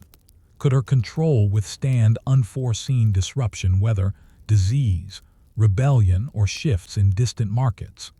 And if her invisible hand were removed, how quickly might her carefully balanced system unravel? As her reign progressed, the merchant queen's economic strategies became increasingly sophisticated, transforming not only her kingdom but the surrounding regions. She had learned early on that trade was more than the movement of goods. It was a network of relationships, obligations, and leverage points that could be carefully manipulated. By controlling the flow of essential commodities, she effectively dictated the actions of other rulers, merchants, and cities without drawing her armies or calling councils. Her first priority was infrastructure. Roads, ports, and marketplaces were maintained and expanded with meticulous attention to detail. Bridges were reinforced, storage facilities built, and harbors dredged to accommodate larger ships. By investing in logistics, she ensured that her kingdom could move goods efficiently, respond to crises rapidly, and maintain control over supply lines even in the face of unpredictable disruptions. Traders who had once risked their cargoes on treacherous paths now relied on her kingdom as the safest, most profitable hub. Alongside infrastructure, she carefully managed relationships with merchants. Some were granted monopolies over particular commodities, but with conditions that ensured loyalty and accountability. Others were rewarded with privileges for reporting intelligence or adhering to her directives.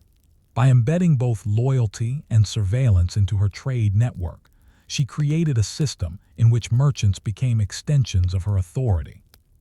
The kingdom's economic reach now extended into distant regions, often shaping events before they reached the ears of kings and generals. Competition and rivalry were inevitable. Neighboring rulers and powerful merchants sought to disrupt her control, sometimes by attempting to establish alternative routes, manipulating prices, or withholding goods. The queen responded with a combination of incentives, threats, and subtle maneuvering. She might temporarily lower tariffs to attract merchants back into her orbit, provide protection for a convoy that others would not guarantee, or quietly punish disloyal actors by limiting access to high-demand goods. Each intervention reinforced her dominance while maintaining the appearance of fairness and routine governance. Her influence was particularly evident during crises. When a regional famine threatened to destabilize neighboring cities, she controlled the distribution of grain with precision. By selectively supplying some areas while restricting access elsewhere, she influenced political decisions and forged alliances. Cities that relied on her generosity became politically aligned with her kingdom, while others were compelled to negotiate or concede power. She had effectively turned food into a strategic instrument, using sustenance to guide loyalty, suppress unrest, and shape diplomacy. The merchant queen also understood the importance of information. Trade networks provided more than economic advantage. they delivered intelligence. Merchants reported on the condition of roads, the sentiments of local populations, and the movements of rival powers. This information allowed her to anticipate threats before they materialized. A delayed shipment could signal political unrest. A sudden price fluctuation could indicate a competitor's maneuver, and rumors carried by traders often contained kernels of truth about neighboring kingdoms. By integrating intelligence with commerce, she wielded influence that extended beyond markets and ports into the realm of political strategy. Her ability to manipulate perception was equally crucial. To rivals, her kingdom appeared prosperous, orderly, and stable, but much of this stability depended on her careful balancing of supply and demand. Shortages were sometimes staged to encourage compliance, while surpluses were displayed to demonstrate wealth and competence. She understood that perception often guided behavior more powerfully than reality. A ruler who believed a neighboring kingdom controlled trade efficiently would hesitate before challenging it, while merchants fearing instability would adhere to her networks rather than risk loss. Yet despite her successes, vulnerabilities remained. The system was complex and relied heavily on human behavior: merchants, loyalty, courtiers' discretion, and allies' judgment. A single betrayal, a miscalculation in logistics, or an unexpected natural disaster could disrupt the carefully maintained balance. Her strategy required constant monitoring, adjustment, and foresight. The merchant queen spent long hours analyzing reports, forecasting supply trends, and recalibrating her policies to ensure resilience against uncertainty. By this stage of her reign, her power had become subtle but absolute. Neighboring rulers deferred to her indirectly, fearing the economic consequences of defiance. Local nobles depended on her decisions for trade and taxation. Merchants and guilds, once independent, now operated within her network of influence. And yet, outwardly, she maintained the appearance of a conventional monarch, allowing her power to operate quietly, efficiently, and invisibly. Even with her dominance secure, one question lingered. How long could her kingdom's economic leverage protect it from external shocks or internal dissent? Could the carefully maintained network of trade, loyalty, and perception withstand war, plague, or sudden political upheaval? And if the web of commerce that secured her power were disrupted, would the kingdom survive?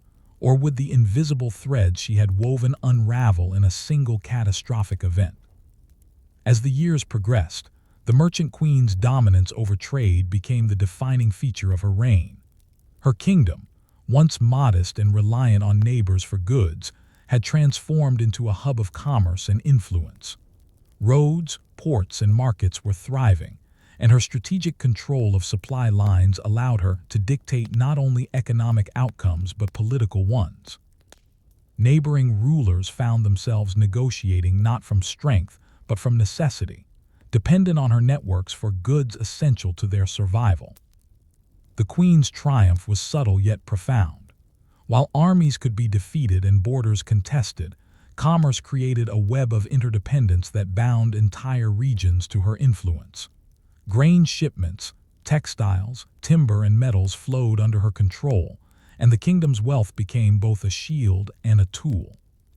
She could prevent rebellion by ensuring food for her people, reinforce loyalty among nobles by granting trade privileges, and shape alliances by selectively supplying critical goods to neighboring regions. In effect, she had turned economics into a form of power equivalent to military conquest. Her mastery of information remained as crucial as her control over commodities. Merchants, acting as her eyes and ears, provided intelligence about political shifts, potential threats, and market changes. A sudden price spike in a neighboring city could indicate scarcity or unrest. Delays in shipments might hint at sabotage or conflict. By integrating this intelligence into her strategy, she acted preemptively, often neutralizing problems before they became crises. Competitors who relied on force or negotiation alone could never match her ability to manipulate both markets and perception. The queen's approach to diplomacy reflected the same subtle genius. Rather than overtly threatening rivals or engaging in prolonged conflict, she used commerce as leverage. Cities dependent on her trade found themselves aligned with her policies, while her kingdom avoided unnecessary wars. Treaties were often sealed through economic incentive rather than coercion, and her reputation as a fair yet decisive ruler grew across the region. Her influence was both soft and absolute, a combination rarely achieved by any monarch in medieval Europe. Perhaps the most remarkable aspect of her rule was the resilience of the system she created. She understood that her network's strength lay not only in control but in sustainability. Warehouses were stocked for contingencies, trade routes maintained year-round, loyal administrators and merchants trained to continue her methods. Even if she were absent, her carefully constructed web of commerce and intelligence could withstand external shocks, from rival armies to crop failures. The kingdom's prosperity, built on subtle strategy rather than brute force, had become self-reinforcing. Yet, even in her triumph, the merchant queen was mindful of the fragile balance she had achieved. A single disruption, plague, rebellion, or misjudged market intervention could destabilize the kingdom. Maintaining the system required constant vigilance, foresight, and adaptation. Her success was not the result of luck, but of persistent attention to the intricate connections between trade, politics, and human behavior. As her reign matured, the queen also considered legacy. She trained successors, administrators, and trusted merchants to maintain the intricate system she had built. Her principles: observation, discretion, foresight, and strategic leverage were embedded in governance structures, ensuring continuity beyond her lifetime. By institutionalizing her approach, she created a kingdom resilient not only to external threats, but also to the uncertainties of human ambition. The story of the Merchant Queen underscores a vital lesson about power. While history often celebrates military victories, dynastic marriages, and heroic battles, her reign demonstrates that influence can be exercised through subtlety, intellect, and mastery of resources. By controlling trade, wealth, and information, she shaped not only her kingdom but entire regions, achieving results as decisive as any conquest, yet leaving a legacy that often goes unrecognized in traditional chronicles. Her life invites reflection on the unseen forces that shape history. How much of the medieval world was governed not by swords but by markets, supply chains, and quiet negotiation? How many rulers wielded power through economic strategy rather than armies, quietly orchestrating events that would seem miraculous to outsiders? The Merchant Queen's story is a testament to the enduring power of intellect, patience, and careful management, proof that sometimes the greatest victories are those won without violence, through foresight and strategy. And in the end, her kingdom thrived not because of armies or conquest, but because one queen understood the profound influence of trade, the discipline of planning, and the subtle art of shaping events from behind the scenes, a legacy that would endure for generations, quietly dictating the flow of wealth, power, and human ambition. Story 6. The Nun Who Ran a Secret Spy Network. In the early 15th century, Europe was a continent in turmoil. Wars between kingdoms flared unpredictably, trade routes shifted under duress, and religious institutions held not only spiritual authority but often political influence as well.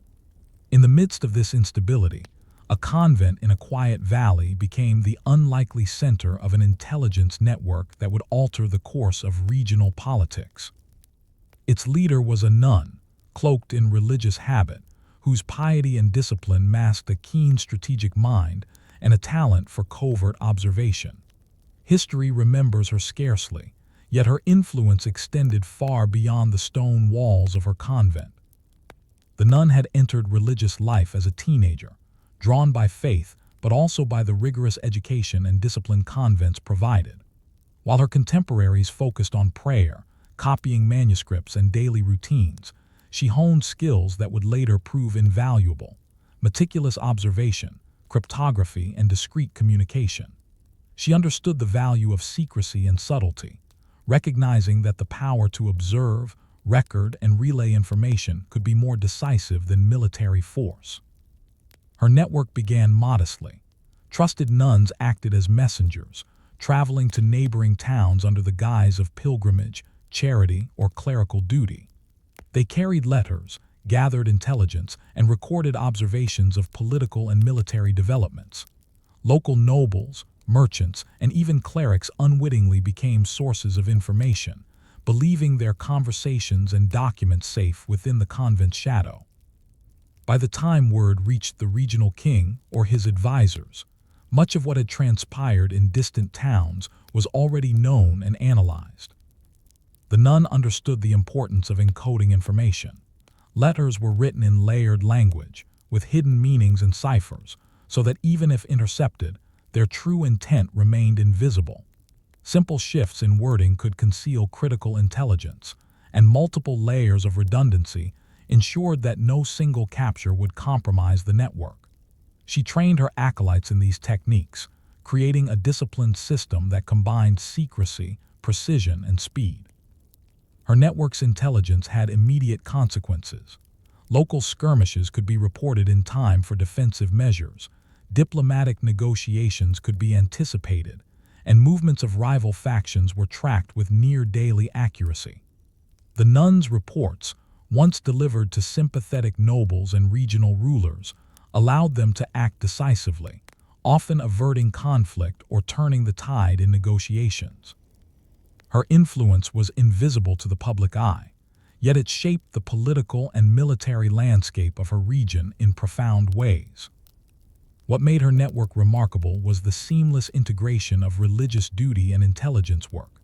By using convent routines, prayer, manuscript copying, travel for alms as cover, her spies could operate without suspicion. A nun visiting a distant abbey could observe troop movements or political tensions under the pretext of religious correspondence.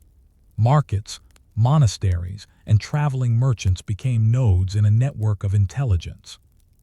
Information flowed invisibly, yet each piece was carefully analyzed, cross-referenced, and relayed to decision-makers. The nun also exercised subtle political judgment. She knew when intelligence should influence action, when it should remain silent, and when the perception of ignorance could be more powerful than knowledge. If her reports revealed an advantage, she provided guidance to allies. If disclosure risked destabilizing the region or exposing her network, she withheld it strategically.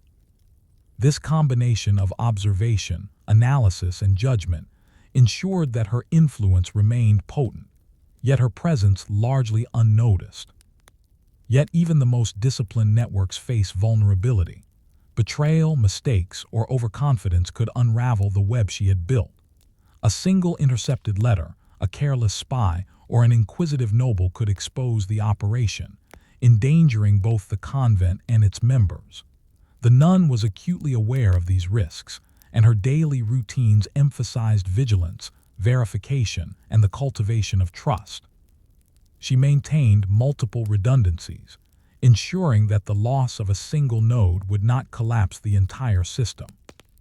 By the end of her first decade overseeing the network, she had transformed a small convent into a hub of regional intelligence.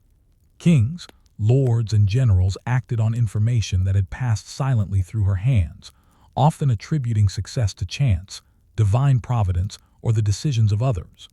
To the outside world, she remained a figure of piety and devotion. To those who benefited from her work, she was a force shaping the fates of kingdoms without ever drawing a sword. Yet, even at the height of her effectiveness, a question persisted. Could a network so reliant on secrecy endure against the inevitable pressures of war, political ambition, and human error?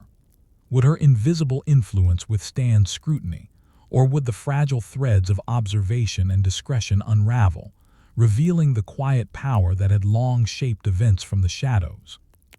As her network expanded, the nun faced the dual challenge of managing both its growing complexity and the risks inherent in operating in secret. Each additional member, root, or correspondence increased the network's reach, but also introduced vulnerabilities. A careless messenger or an overly curious noble could compromise months of intelligence work. She therefore implemented rigorous protocols, coded letters, staggered delivery schedules, and multiple verification points to ensure that information remained accurate and secure. Discipline was not optional, it was the lifeblood of the network. She also developed a system of redundancy. No single spy or messenger held critical knowledge alone. Reports were cross-checked, with multiple agents observing the same events from different perspectives. Discrepancies were investigated carefully, allowing her to filter rumor from fact. This methodology not only improved the quality of intelligence, but also minimized the risk that the capture of any single individual could unravel the network. Even under duress, members could reveal fragments of information without compromising the whole operation. The network's reach extended beyond simple observation. The nun began orchestrating subtle influence, using her information to guide decisions in neighboring courts. Merchants, complaints about tariffs, reports of unrest in distant towns, and news of military movements could be leveraged to manipulate outcomes without direct confrontation. For instance, knowing that a rival lord relied on a particular grain shipment, she could quietly ensure its delay, compelling the rival to negotiate or compromise. Her power operated in invisible currents, shaping events long before rulers took public action. One of the most delicate operations occurred when a coalition of nobles sought to exploit a disputed border region. Using intelligence gathered through her spies, the nun predicted the coalition's movements, revealing both vulnerabilities and alliances. She dispatched coded reports to loyal allies, allowing them to fortify positions and negotiate strategically. When conflict arose, the coalition's plans were already countered, their surprise undermined, and the outcome favored those guided by her invisible hand. To outsiders, the victory appeared fortuitous, but it was the product of meticulous observation, anticipation, and preemptive action. Her ability to remain unseen was critical. A convent's routines provided the perfect cover. Daily prayers, manuscript copying, and charitable missions offered plausible explanations for travel and communication. Observers might see a nun traveling between towns and assume a spiritual purpose, unaware that she carried critical intelligence about troop movements or political alliances. Even high-ranking officials, grateful for her counsel, often underestimated the scope of her operations. To most, she was simply a devout and competent religious leader. To those who benefited from her network, she was a strategic force operating entirely in shadows. Yet the dangers of discovery were constant. Rival factions occasionally suspected that the convent was more than it appeared. Spies from neighboring rulers attempted to infiltrate the network, testing loyalty and probing for weaknesses. Each incident required careful counterintelligence. False reports, controlled leaks, and subtle disinformation ensured that the network's true reach remained hidden. The nun treated these challenges with meticulous calculation, knowing that one misstep could expose both her spies and the convent itself to reprisal. Her success also depended on patience. Unlike armies or overt political maneuvers, intelligence work required time to produce results. Patterns had to be observed, movements verified, and decisions anticipated.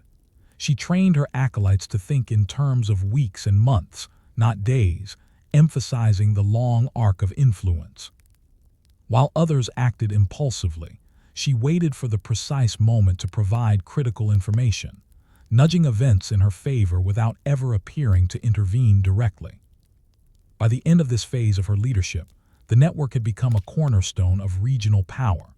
Kings, dukes, and local officials benefited from its intelligence, often crediting luck or divine providence for their successes. Even military campaigns were subtly influenced, as information about enemy positions and alliances allowed commanders to act with confidence. And all the while, the nun remained cloaked in the guise of piety, her work hidden beneath layers of devotion and ritual. Yet despite these achievements, uncertainty lingered. Could such a fragile, human-dependent network endure the pressures of war, intrigue, and ambition?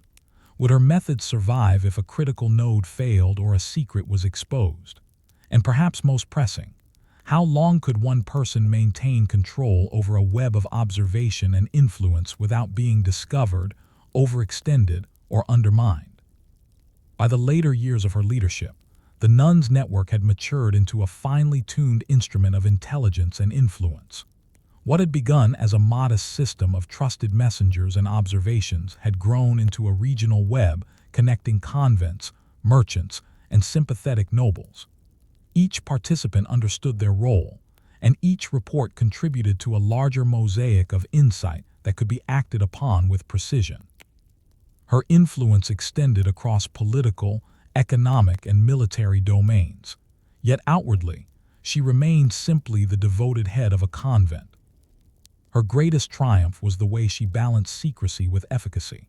Leaders across the region relied on the information her network provided, making decisions that avoided conflict, maximized advantage, or strengthened alliances. Battles were preempted or guided by intelligence. Treaties were negotiated with knowledge of rival intentions. Rebellions were mitigated before they gained momentum. To the untrained observer, success seemed a matter of chance or divine favor.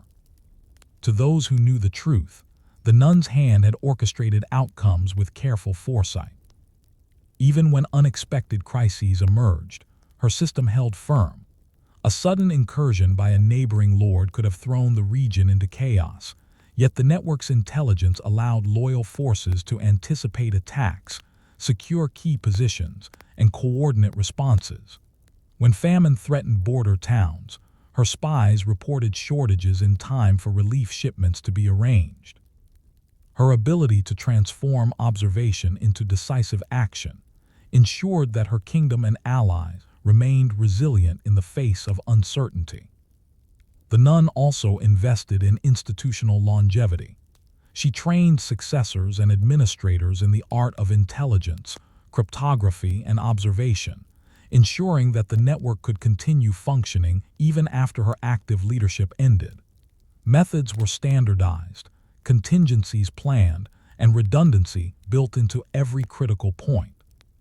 By embedding these principles in both personnel and process, she created a system that was resilient, self-sustaining, and capable of withstanding the pressures of time, conflict, and human error. What set her apart was the way she turned invisibility into power. While armies and nobles relied on visible strength and public displays, she operated entirely through discretion. Her influence was systemic rather than personal, flowing through networks, information, and careful timing. Leaders who benefited from her intelligence often credited luck, divine guidance, or circumstance, unaware of the subtle mechanisms that had guided outcomes in their favor. In doing so, she maintained control without confrontation, authority without display, a model of power rarely acknowledged in traditional histories. Yet even as her network thrived, the risks inherent to secrecy remained. Betrayal, miscommunication, or the failure of a key node could have undone years of careful work. The nun's vigilance never wavered. She monitored performance, verified reports, and refined procedures constantly. Her foresight, discipline, and understanding of human behavior were as essential as the network itself, for without them, even the most sophisticated system could collapse under pressure. By the end of her tenure, the convent had become legendary among those who understood the truth. While outsiders saw only piety, learning, and devotion, insiders recognized a center of unparalleled strategic intelligence. She had shaped the region not through sword or decree, but through observation, discretion, and the silent orchestration of information. Her legacy endured not in monuments or chronicles, but in the stability, alliances, and decisions. Her network had influenced proof that quiet minds can wield power as decisively as any army. Her story leaves a lingering question for historians and strategists alike. How much of history was shaped not by what was seen, but by what remained invisible? How many decisions, victories, and political shifts were guided by individuals operating in the shadows, whose names barely appear in the records. The nun's life reminds us that influence does not always announce itself with fanfare. Often it is subtle, patient, and hidden, but it can be as decisive, and in some ways more enduring than the most visible displays of power. In the end, the nun's spy network endured beyond her lifetime. Its methods, principles, and culture of observation and discretion became a foundation for subsequent generations, shaping the political and strategic landscape of the region for decades. Her life demonstrates that the most profound influence often arises from quiet vigilance, careful planning, and the patient accumulation of knowledge, a legacy that history rarely celebrates, but that shapes the world nonetheless. Story 7. The Midwife Who Saved a Kingdom Through Knowledge of Disease. In the early 16th century, medical knowledge was limited and superstition rampant. Epidemics swept through towns and cities with terrifying speed, and rulers struggled to maintain order as disease claimed the young, the elderly, and the poor alike.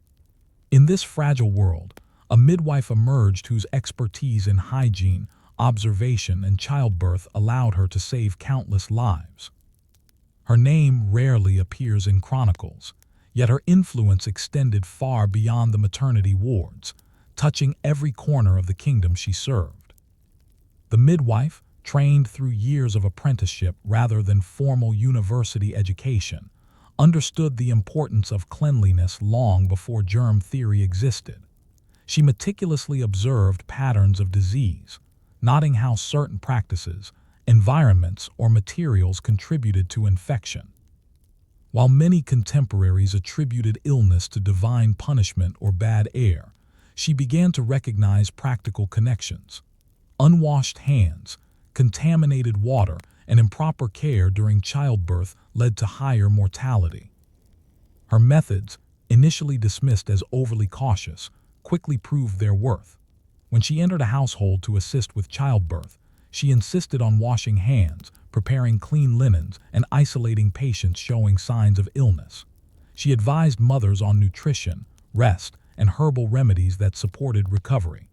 These seemingly minor precautions drastically reduced infections, saved mothers and infants, and gradually built her reputation as a healer whose results were unmatched.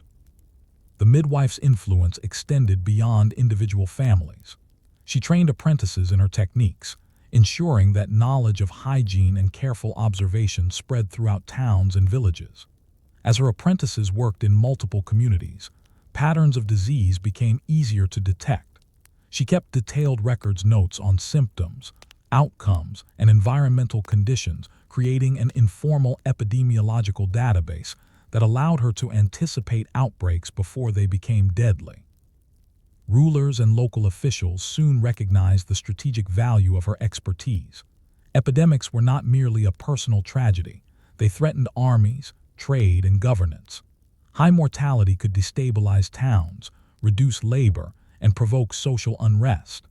By implementing her hygiene practices and tracking disease patterns, she provided rulers with an invisible safeguard, a form of public health that preserved the kingdom's human resources and economic stability. Her approach was methodical. She did not rely on superstition or guesswork. Instead, she observed carefully, noted correlations, and tested interventions, always seeking to refine her methods. For example, when a smallpox outbreak occurred in a provincial town, she recommended isolating the sick, improving ventilation in homes, and using clean linens for caregivers. Mortality rates dropped dramatically compared to neighboring towns that ignored these precautions. Word of her success spread, and rulers began consulting her on matters far beyond childbirth, from quarantine protocols to urban sanitation.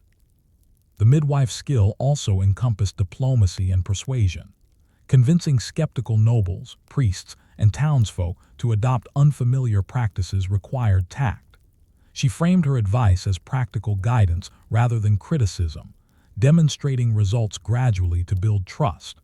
By combining authority with demonstration, she overcame resistance and established practices that became widely accepted, even in communities initially resistant to change. Yet her work was not without danger. Epidemics carried the risk of contagion, and those who assisted the sick often fell ill themselves. The midwife had to balance her duty with personal safety, carefully implementing measures to protect herself and her apprentices. Moreover, she faced political challenges. Some local authorities were suspicious of her influence, fearing that her methods might undermine traditional practices or church authority. Navigating these obstacles required not only medical skill, but judgment, diplomacy, and resilience. By the end of her first decade of service, the midwife had saved hundreds, perhaps thousands of lives. Beyond individual families, she had created a system for anticipating, mitigating, and controlling outbreaks, a foundation for public health in an era that otherwise knew chaos and death. Her knowledge had become a shield for the kingdom itself. Towns remained productive, armies retained manpower, and rulers gained a measure of stability that would otherwise have been impossible during epidemics. And yet, despite her success, a question remained. Could her methods endure beyond her lifetime, in a world where superstition, ignorance, and fear of disease often outweighed reason? Could one midwife's knowledge sustain a kingdom against the relentless unpredictability of epidemics, or would her death allow the fragile balance she had established to unravel? As the midwife's reputation grew, her influence extended far beyond the delivery room. Kings, governors, and local authorities recognized that her practical knowledge of disease control was essential not only for saving lives, but also for maintaining political and economic stability. Epidemics were more than a medical problem; they threatened labor, tax revenue, and the very legitimacy of rulers. By ensuring the health of communities, the midwife had become an unseen stabilizing force in the kingdom. She began training a network of apprentices, each carefully selected for diligence, intelligence, and discretion. These apprentices were stationed in towns and villages across the realm, acting as the queen's, or rather the kingdom's, eyes and hands in matters of public health. They monitored outbreaks, educated local populations on hygiene, and implemented her procedures, such as hand washing, isolation of the sick, and the proper cleaning of homes, linens, and hospitals. These measures were simple yet revolutionary, and over time, they dramatically reduced mortality rates during childbirth and common epidemics like typhus and smallpox. The midwife also introduced rudimentary but systematic record-keeping. She instructed her apprentices to note symptoms, recovery rates, and the effectiveness of various interventions. These records allowed her to identify patterns that others overlooked, such as how water contamination in certain districts correlated with recurring fevers, or how overcrowding in markets accelerated the spread of disease. While medieval society lacked germ theory, she had grasped the principle of correlation and causation, allowing her to apply interventions with strategic precision. Her work inevitably intersected with politics. In times of scarcity or crisis, rulers and local authorities sought her advice to prevent unrest. For example, during a harsh winter, she recommended relocating vulnerable populations from dense urban quarters to cleaner, better ventilated spaces, and providing additional provisions to limit exposure to disease. By doing so, she prevented what could have been a deadly epidemic while simultaneously preserving public order.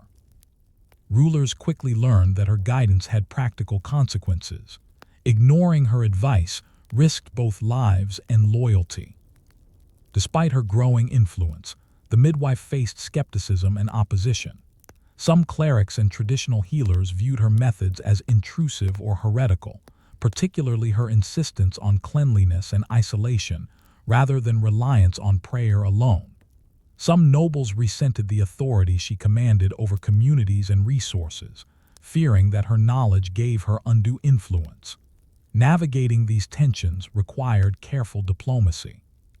She framed her interventions as extensions of religious duty and moral responsibility, emphasizing care for the sick as a spiritual obligation. By intertwining her medical guidance with social and religious norms, she avoided direct confrontation while ensuring compliance. The midwife's network also allowed her to anticipate potential crises before they erupted.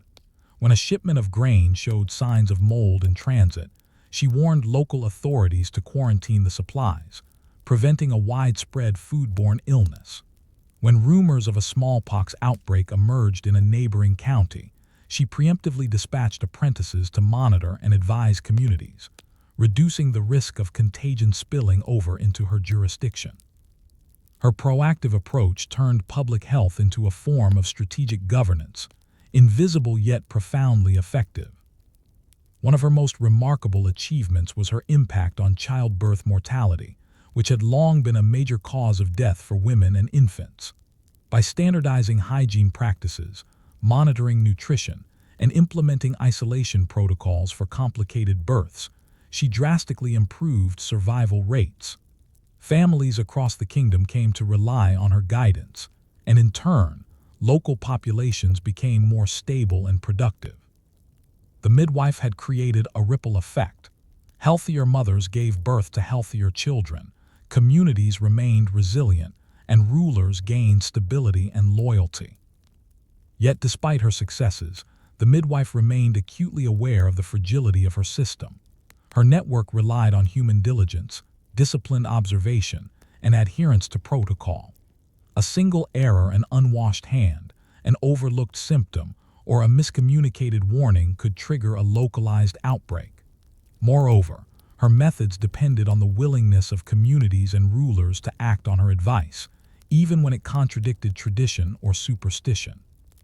Maintaining this delicate balance required constant vigilance, patience, and negotiation. Her work also highlighted a broader truth. Knowledge itself could be a form of power.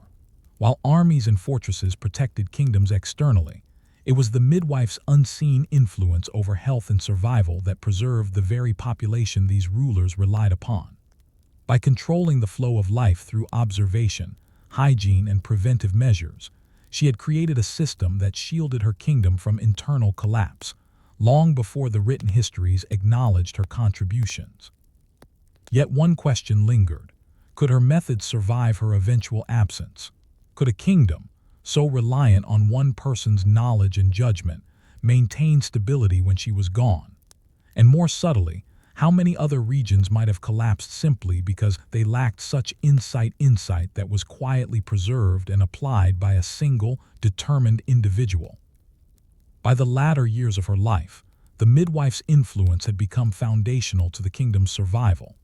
Epidemics that might have devastated entire regions were mitigated by her methods, childbirth mortality rates plummeted, and the labor force remained productive even in times of famine or poor harvest.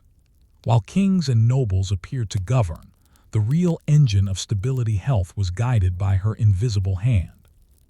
Her careful observation, record-keeping, and proactive interventions had created a system capable of withstanding the pressures of disease, scarcity, and social unrest.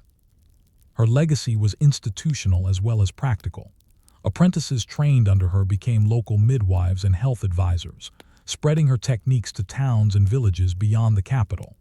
Through them, the kingdom inherited a network of expertise that could operate independently, ensuring continuity even after her death. Protocols for hygiene, isolation of the sick, and careful monitoring of epidemics became embedded practices, passed from one generation to the next. What had begun as one woman's disciplined study evolved into a resilient public health system. The midwife's influence extended into political and economic spheres as well. By reducing mortality and stabilizing communities, she preserved both the labor force and social order. Farmers continued to tend fields, artisans produced goods, and merchants maintained trade. Rulers, once forced to scramble during crises, could rely on the continuity her interventions provided. In essence, she had safeguarded the kingdom's very capacity to function, demonstrating that health and governance were inseparable. Her methods also illustrated a profound understanding of human behavior. She knew that compliance required trust, patience, and subtle persuasion. By integrating her advice with moral and religious frameworks, she convinced communities to adopt practices that, while revolutionary, did not provoke resistance. Her intelligence lay not only in scientific observation but in social strategy. She changed behavior without coercion, embedding resilience into the culture itself. Yet the midwife's work also reminds us of the fragility of progress.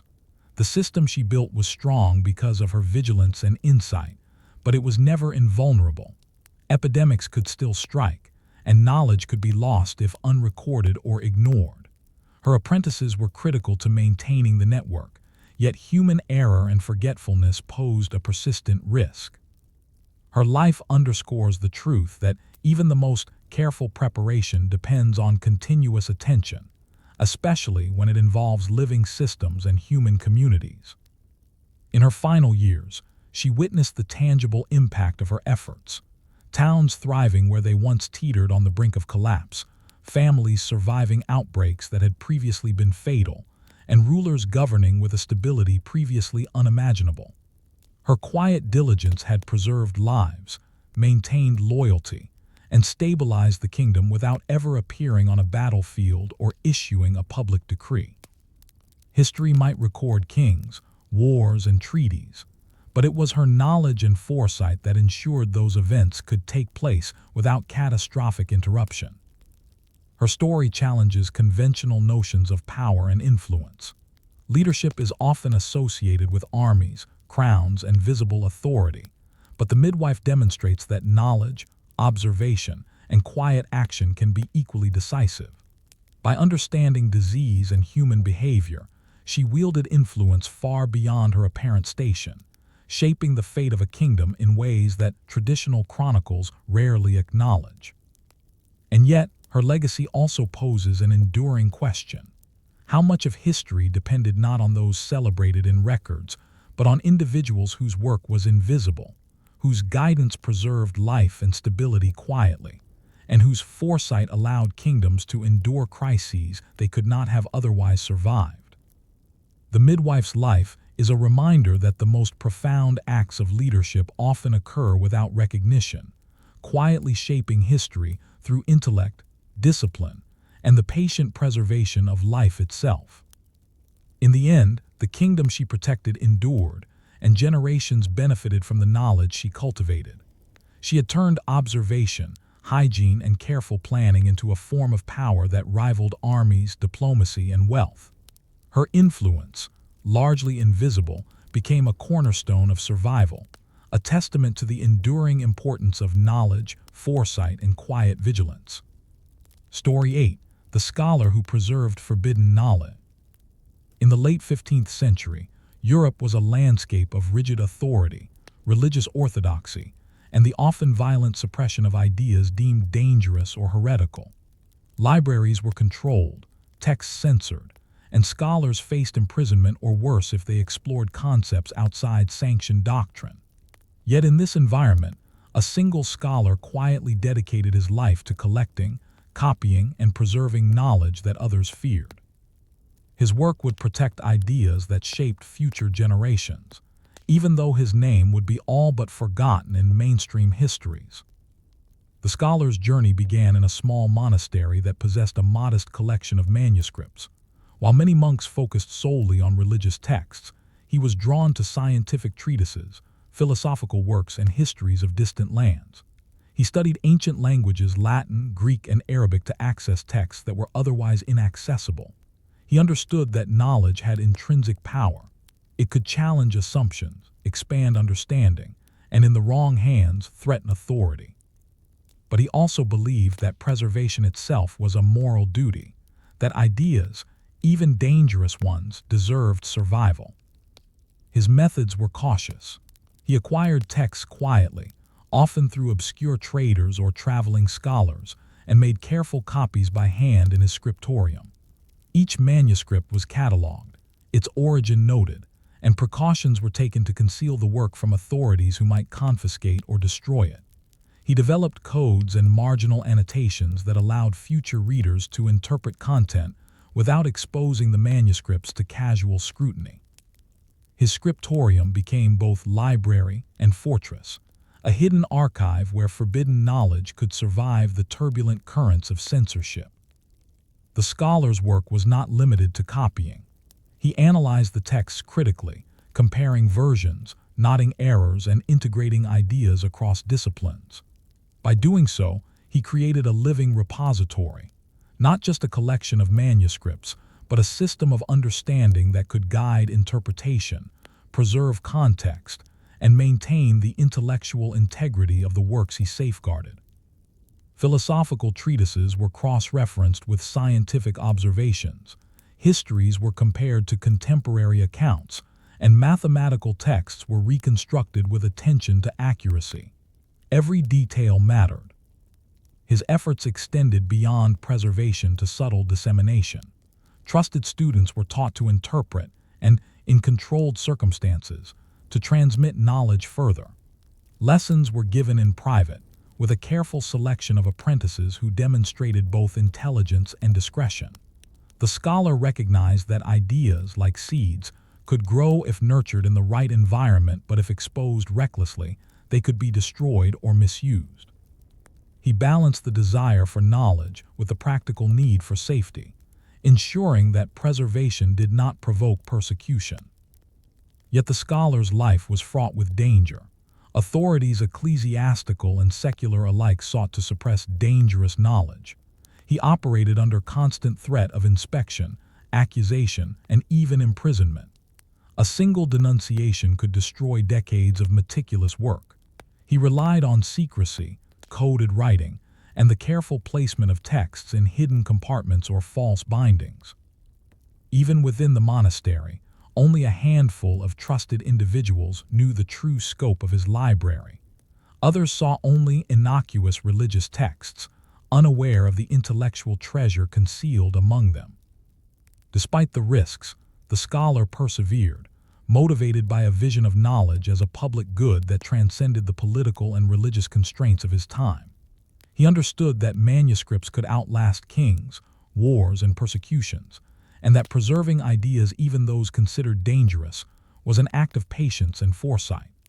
Each copied text was a small act of rebellion, a quiet affirmation that human understanding could not be extinguished by fear or authority.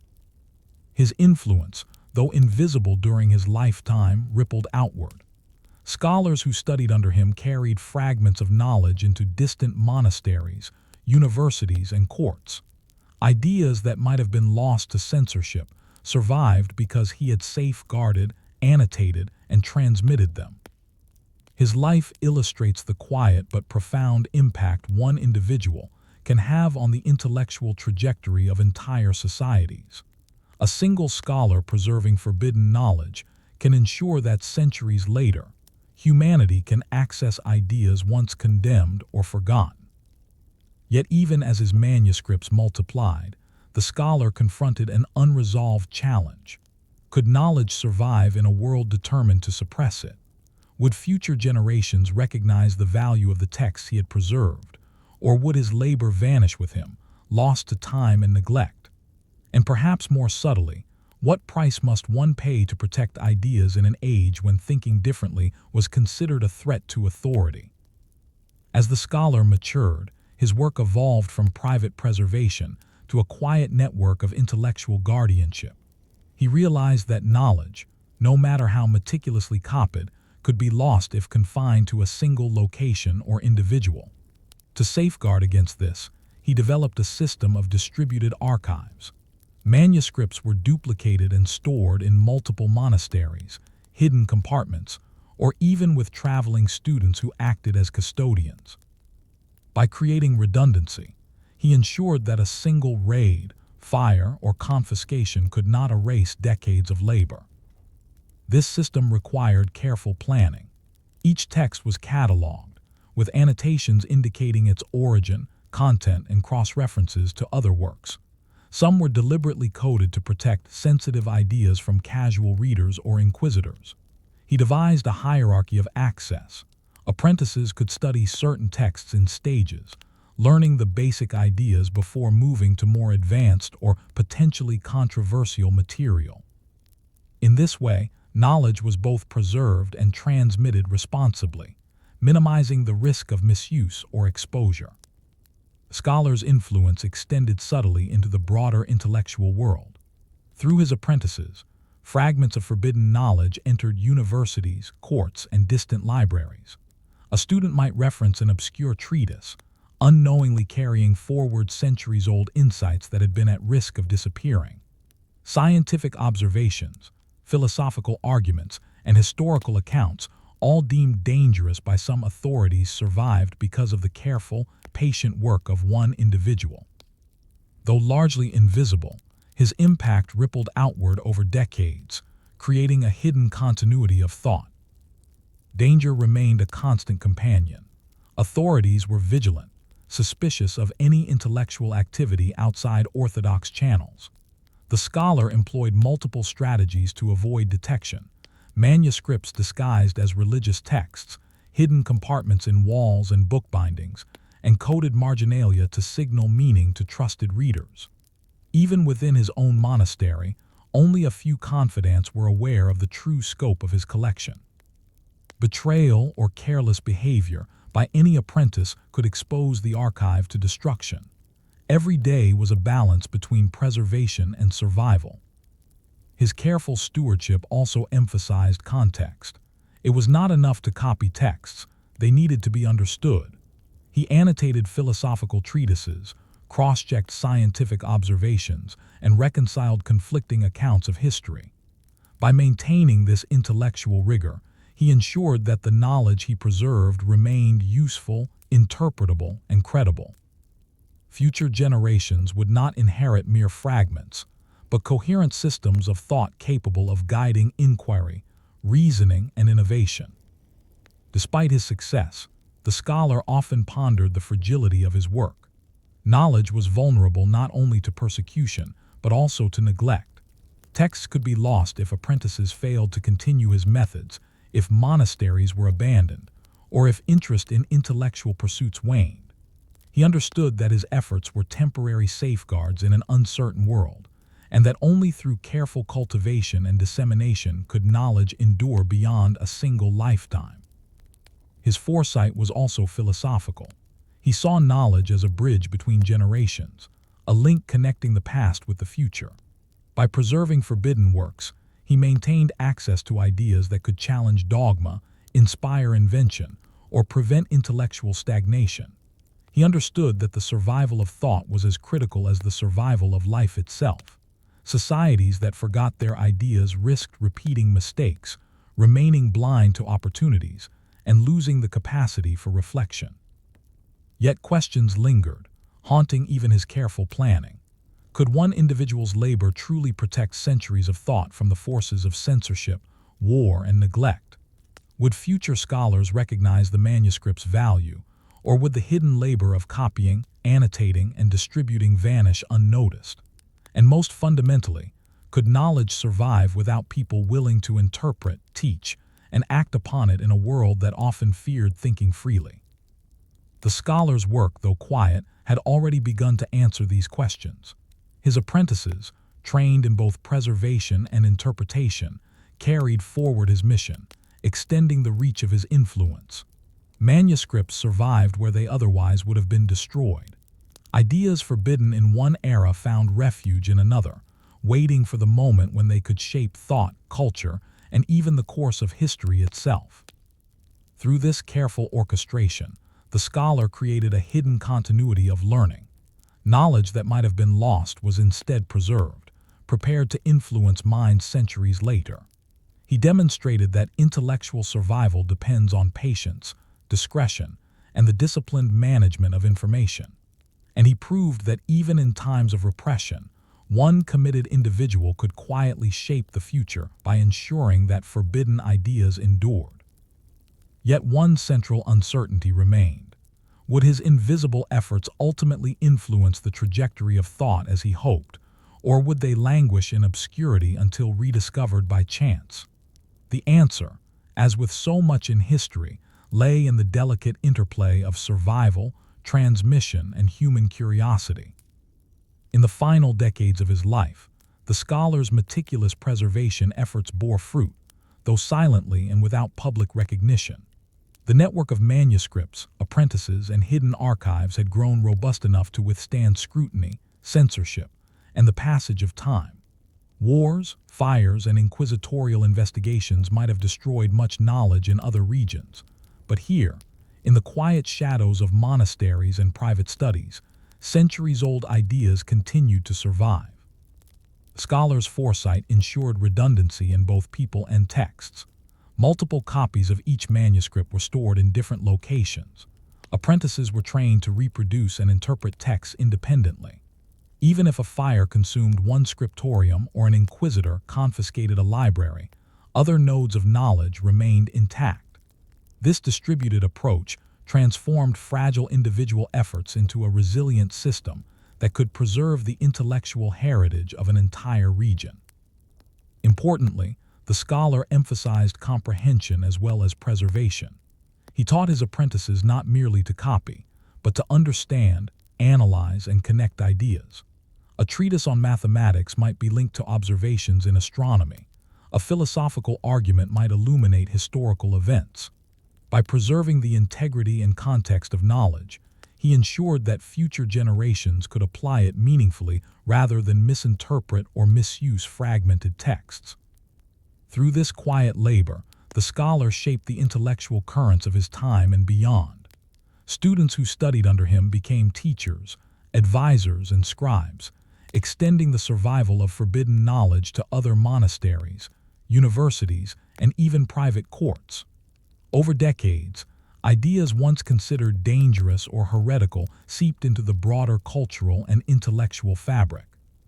Some informed scientific inquiry, some inspired philosophical debate, and others preserved histories that might otherwise have been lost entirely. Yet the scholar's work was never about fame or recognition. He understood that true influence often flows unseen, like a river beneath the surface. Kings and officials might wield visible power, but ideas, preserved and transmitted across generations, could shape societies far more profoundly than any decree or battle. In this way, he became a quiet architect of intellectual continuity, a guardian of human thought whose impact transcended his immediate era.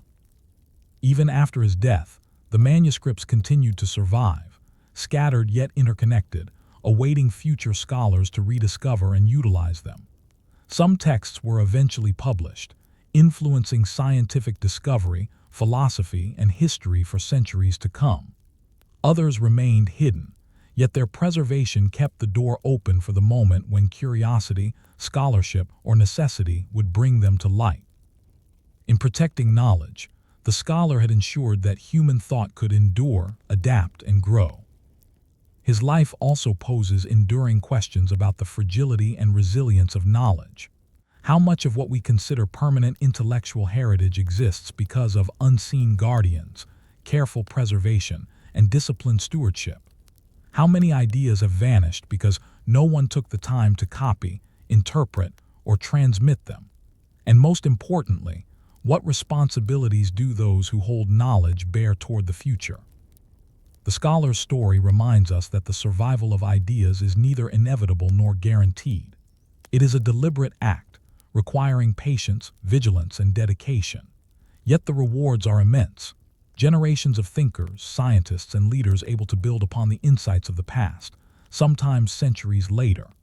By safeguarding forbidden knowledge, the scholar ensured that the intellectual heritage of humanity would not be entirely dictated by fear, authority, or the vicissitudes of power. Ultimately, his legacy is a testament to the quiet, persistent power of intellect. One person, working diligently and often invisibly, can preserve entire worlds of thought.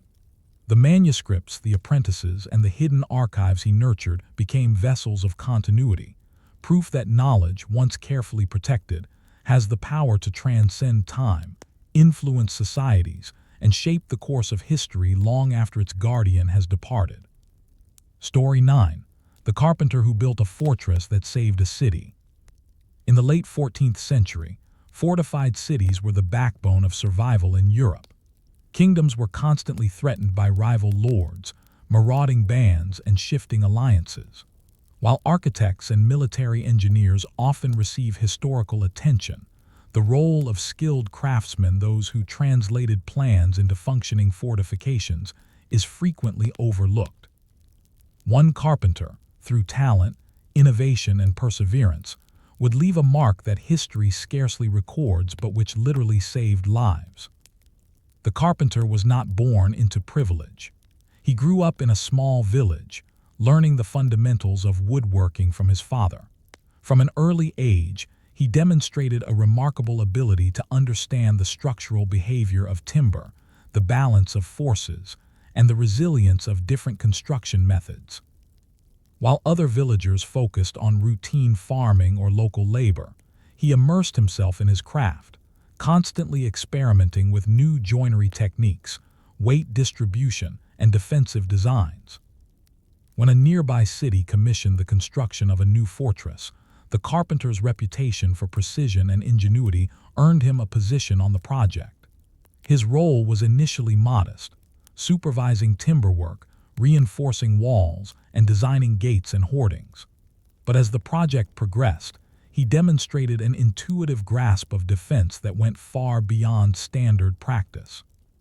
He identified weak points in the city's older walls, devised ways to channel attackers into predictable paths, and introduced innovations to improve durability against siege engines. The fortress project coincided with a period of political tension. Rival lords had contested borders, and intelligence suggested that raids were imminent. The carpenter understood that time was critical. The city's survival might depend on whether the walls and defenses could withstand an assault before reinforcements arrived. This urgency drove him to work tirelessly, often through nights and harsh weather, inspecting every beam, bolt, and plank. He personally oversaw the construction of gates reinforced with layered timber and iron, towers designed for optimal lines of sight, and platforms that allowed defenders to repel attackers from multiple angles. His designs reflected not only engineering skill, but also a keen understanding of human behavior in battle. He anticipated how attackers might approach, how soldiers would react under stress, and which structural elements were most likely to fail under assault. Gates were designed to slow enemy advances. Staircases and passages were intentionally narrow to control the movement of troops. Platforms and parapets allowed archers to maintain both safety and effectiveness. Every detail was deliberate, every component integrated into a cohesive system intended to save lives. The carpenter's work extended beyond construction. He trained local laborers and militia in the maintenance and use of the fortress. Gates and drawbridges were designed to be operated efficiently under duress. Timber structures were built with redundancy so that even if part of a wall were damaged, defenders could continue to resist. He emphasized practical drills, ensuring that knowledge of the fortress's capabilities extended beyond his own expertise. This hands-on approach meant that the city could function independently, even if leadership faltered during a siege. Despite the apparent routine of construction, the stakes were immense. Every miscalculation, a beam too weak, a platform improperly secured, or an overlooked vulnerability could have catastrophic consequences. The carpenter worked in constant awareness that the lives of thousands depended on his skill and judgment. Unlike generals or kings, he did not command armies. Instead, he controlled the very structures through which life and death would be determined. His influence was profound, yet largely invisible to those outside the city walls. By the time the fortress neared completion, rumors of an approaching army intensified. Scouts reported enemy movements, supply lines were readied, and the city braced for attack. The carpenter's innovations reinforced gates, strategically angled towers, and cleverly placed loopholes for archers would soon face the ultimate test. Yet even as the city prepared for the siege, a lingering uncertainty remained. Could the fortress he built withstand not only the brute force of attackers, but also the ingenuity of their strategies?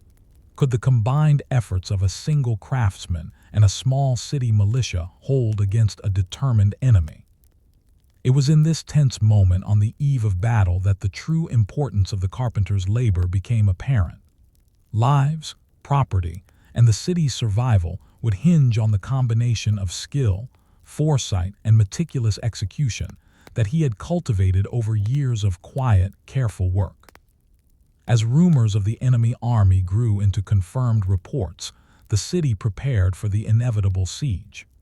The carpenter moved among the walls and towers, inspecting every beam, tightening every joint, and ensuring that each defensive feature functioned exactly as intended. He had built more than structures. He had constructed systems of survival. The reinforced gates were designed to withstand battering rams, the angled walls to deflect projectiles, and the platforms to provide maximum coverage for archers. Every detail had been planned with precision, but now they would face the uncertainty of real combat. The carpenter's foresight was evident in the city's preparations. He had incorporated hidden passages and escape routes for civilians, platforms that allowed defenders to concentrate fire on approaching siege engines, and even secret storage spaces for food and water that could sustain the city through a prolonged blockade. Redundancy was everywhere. If a gate failed, defenders could fall back to secondary barriers. If a tower was damaged, archers could relocate to maintain coverage. His designs were not merely for defense, they were for resilience, ensuring that the city could endure even if every individual piece was tested. When scouts first sighted the enemy approaching the city, tension gripped every street. Soldiers and citizens alike looked to the walls for reassurance, unaware that their survival depended on the careful, largely invisible work of the carpenter. As the enemy drew closer, battering rams were brought forward, and siege engines prepared to pound the walls. The carpenter observed each movement, anticipating the enemy's strategy and planning countermeasures. One of the most critical moments came when the enemy attempted to scale the walls using ladders. The carpenter had designed the parapets with irregular heights and extended projections, which made it difficult for attackers to gain footing or coordinate their ascent. Defenders stationed along the platforms used these features to their advantage, targeting climbing soldiers while maintaining cover themselves. The carefully calculated spacing of towers and walls ensured that every angle was monitored, forcing the attackers into predictable positions that amplified the defenders' effectiveness. Inside the city, morale was closely tied to the carpenter's work. Soldiers trusted the gates and towers he had constructed, knowing that each piece had been tested and reinforced under his supervision. Civilians took shelter in the hidden chambers he had created, relying on his foresight to provide safety and sustenance during the bombardment. The city, in effect, had become an extension of his intellect and labor, a living testament to the power of careful planning and skilled craftsmanship. The siege dragged on for days. Attempts to breach the gates were repelled time and again. Arrows rained from the parapets, boiling oil poured from machicolations, and the enemy struggled against walls that had been designed for both strength and tactical advantage. Each failure of the attackers highlighted the ingenuity of the carpenter's design. The fortress functioned not only as a passive barrier, but as an active system, directing enemy movements and neutralizing threats with minimal loss to the defenders. Even so, danger persisted. Fire, disease, and fatigue threatened the city's inhabitants, and the enemy adapted, testing new approaches to exploit perceived weaknesses. The carpenter's work required constant vigilance. Minor adjustments, reinforcement of vulnerable points, and coordination with defenders were essential to prevent collapse. The success of the city depended on both the strength of his structures and the continued application of his expertise. Through it all, one fact became clear. The carpenter's fortress was more than timber and stone, it was a synthesis of knowledge, experience, and foresight.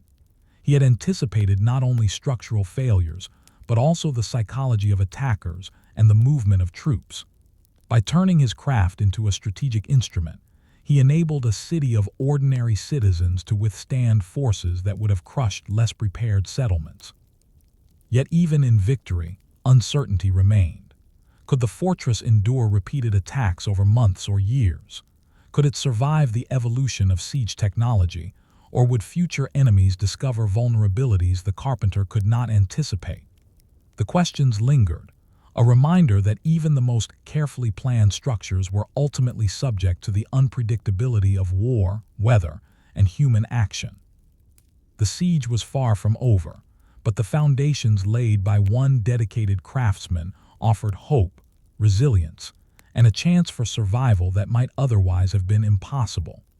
The carpenter had transformed his skill into a shield, proving that a single individual's ingenuity could tip the balance between destruction and preservation.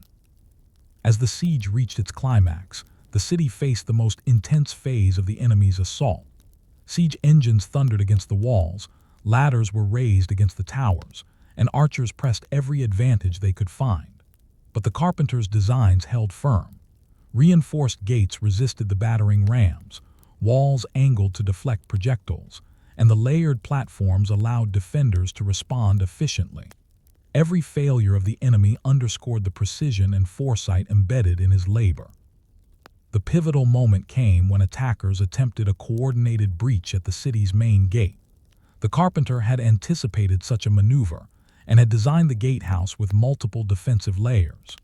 Traps, portcullises, and reinforced beams slowed the assault, forcing the attackers into narrow channels where they could be targeted effectively. Defenders held their ground, sustained by the confidence that the structures had been built with both engineering skill and strategic foresight. The breach failed and the enemy was forced to retreat, their morale broken. Inside the city, the impact of the carpenter's work was visible in the faces of citizens.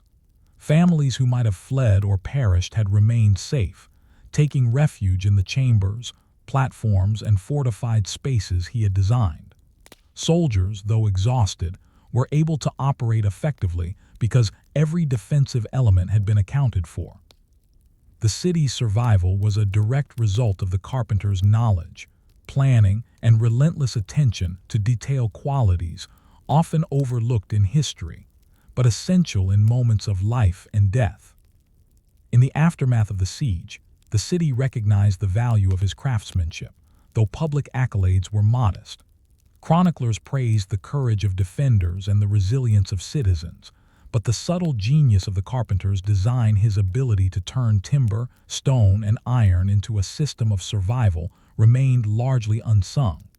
Yet those who had lived through the siege understood. Without his work, the city would have fallen. His legacy was not in monuments or titles, but in lives preserved and a community sustained. The fortress continued to serve as a cornerstone of the city's defense for decades.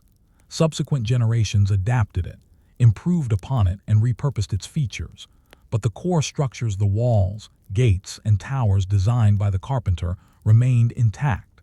The principles he had applied, from redundancy to strategic anticipation, became lessons for future builders and defenders. Even as technologies and tactics evolved, the foundations of resilience he established endured. Beyond the immediate survival of the city, the carpenter's work illustrates a broader truth about history. Extraordinary outcomes often depend on the quiet labor of individuals whose contributions are practical rather than celebrated. While kings, generals, and politicians occupy the chronicles, it is the foresight and skill of craftsmen, scholars, and strategists that frequently determine whether a city survives, a kingdom endures, or knowledge persists. The carpenter's life demonstrates that careful planning, attention to detail, and practical ingenuity can shape events as decisively as armies or treaties. Yet his story also leaves a lingering question. How many other cities, fortresses, and systems throughout history depended on similar unseen expertise, only to be lost to neglect, destruction, or obscurity? How many lives hinged on the skill and judgment of individuals whose names never reached the annals of fame? The carpenter's legacy is a reminder that history is shaped not only by visible leaders, but also by those who build, observe, and innovate in silence. Ultimately, the fortress stood as a testament to human ingenuity and foresight. One man's dedication had transformed raw materials into a life-saving system, turning knowledge and skill into tangible security.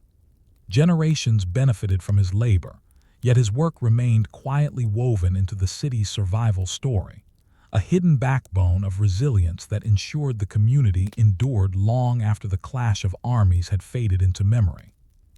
The Carpenter's Tale is a meditation on the unseen architects of history, those whose skill, patience, and foresight preserve life, knowledge, and society itself, even when the world rarely notices. And it reminds us that sometimes, the most decisive contributions to survival are not made in the heat of battle, but in the careful, deliberate shaping of structures, strategies, and systems before the crisis even begins. Story 10. The Baker Who Fed an Army and Changed a War. In the early 17th century, during a period of protracted warfare across Europe, armies often struggled not only with enemy forces but with the basic challenge of survival: feeding soldiers. Hunger, disease, and logistical failure claimed far more lives than sword or cannon. It was in this context that a baker, seemingly an ordinary tradesman, would alter the course of a military campaign through skill, innovation, and relentless determination. The baker had grown up in a small town, apprenticed to his father in the art of bread making. He learned to measure, knead, and bake with precision, developing an intuitive understanding of fermentation, dough consistency, and the chemistry of heat. But beyond technique, he cultivated an appreciation for efficiency and scale. Where many bakers focused solely on small batches for local customers, he experimented with methods to produce bread in quantities sufficient to sustain large groups, a skill that would later prove indispensable. When war reached the region, he was enlisted or perhaps volunteered to supply bread for a regional army. At first, the task seemed simple: bake loaves and distribute them. But he quickly discovered the complexity of feeding thousands of soldiers in campaign conditions. Ingredients were inconsistent, transport was unreliable, and enemy forces threatened supply lines. Improvisation was necessary. He experimented with different flours, adjusted baking techniques for mobile ovens, and devised ways to preserve bread longer without spoilage. What seemed like mundane innovation became a strategic advantage. The baker also understood timing and coordination. Bread had to reach soldiers at the precise moment before marches, sieges, or battles. Too early and it would spoil. Too late and hunger would weaken morale and fighting capacity. He organized schedules, coordinated with supply wagons, and trained assistants in rapid, standardized baking techniques. Each loaf was not just food, it was sustenance, discipline, and morale condensed into a tangible form, delivered reliably under pressure. As his reputation grew, commanders began to recognize his critical role. Soldiers, often grumbling about the hardships of campaign life, came to depend on his bread as a predictable source of nourishment and comfort. Armies in the era suffered not only from enemy action but from internal disorder fueled by hunger. The baker's ability to maintain consistent, quality supplies meant that soldiers remained fed, alert, and capable of executing orders effectively. He had turned a humble trade into a decisive element of military strategy. He did not act alone. The baker trained a cadre of apprentices and assistants, teaching them both technique and logistical coordination.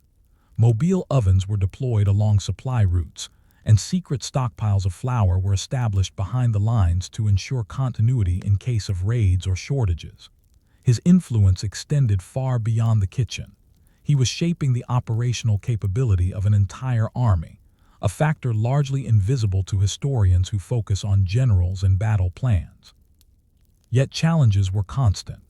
Enemy forces sought to disrupt supply lines, local peasants resisted requisitioning, and the unpredictability of weather could destroy flour reserves. The baker adapted continually, inventing new methods of storage, transport, and rapid baking to mitigate these threats. Each innovation, though seemingly mundane, directly impacted the army's capacity to function, march, and fight. Even in moments of calm, the baker's mind was occupied with preparation. He studied troop movements, anticipated supply demands,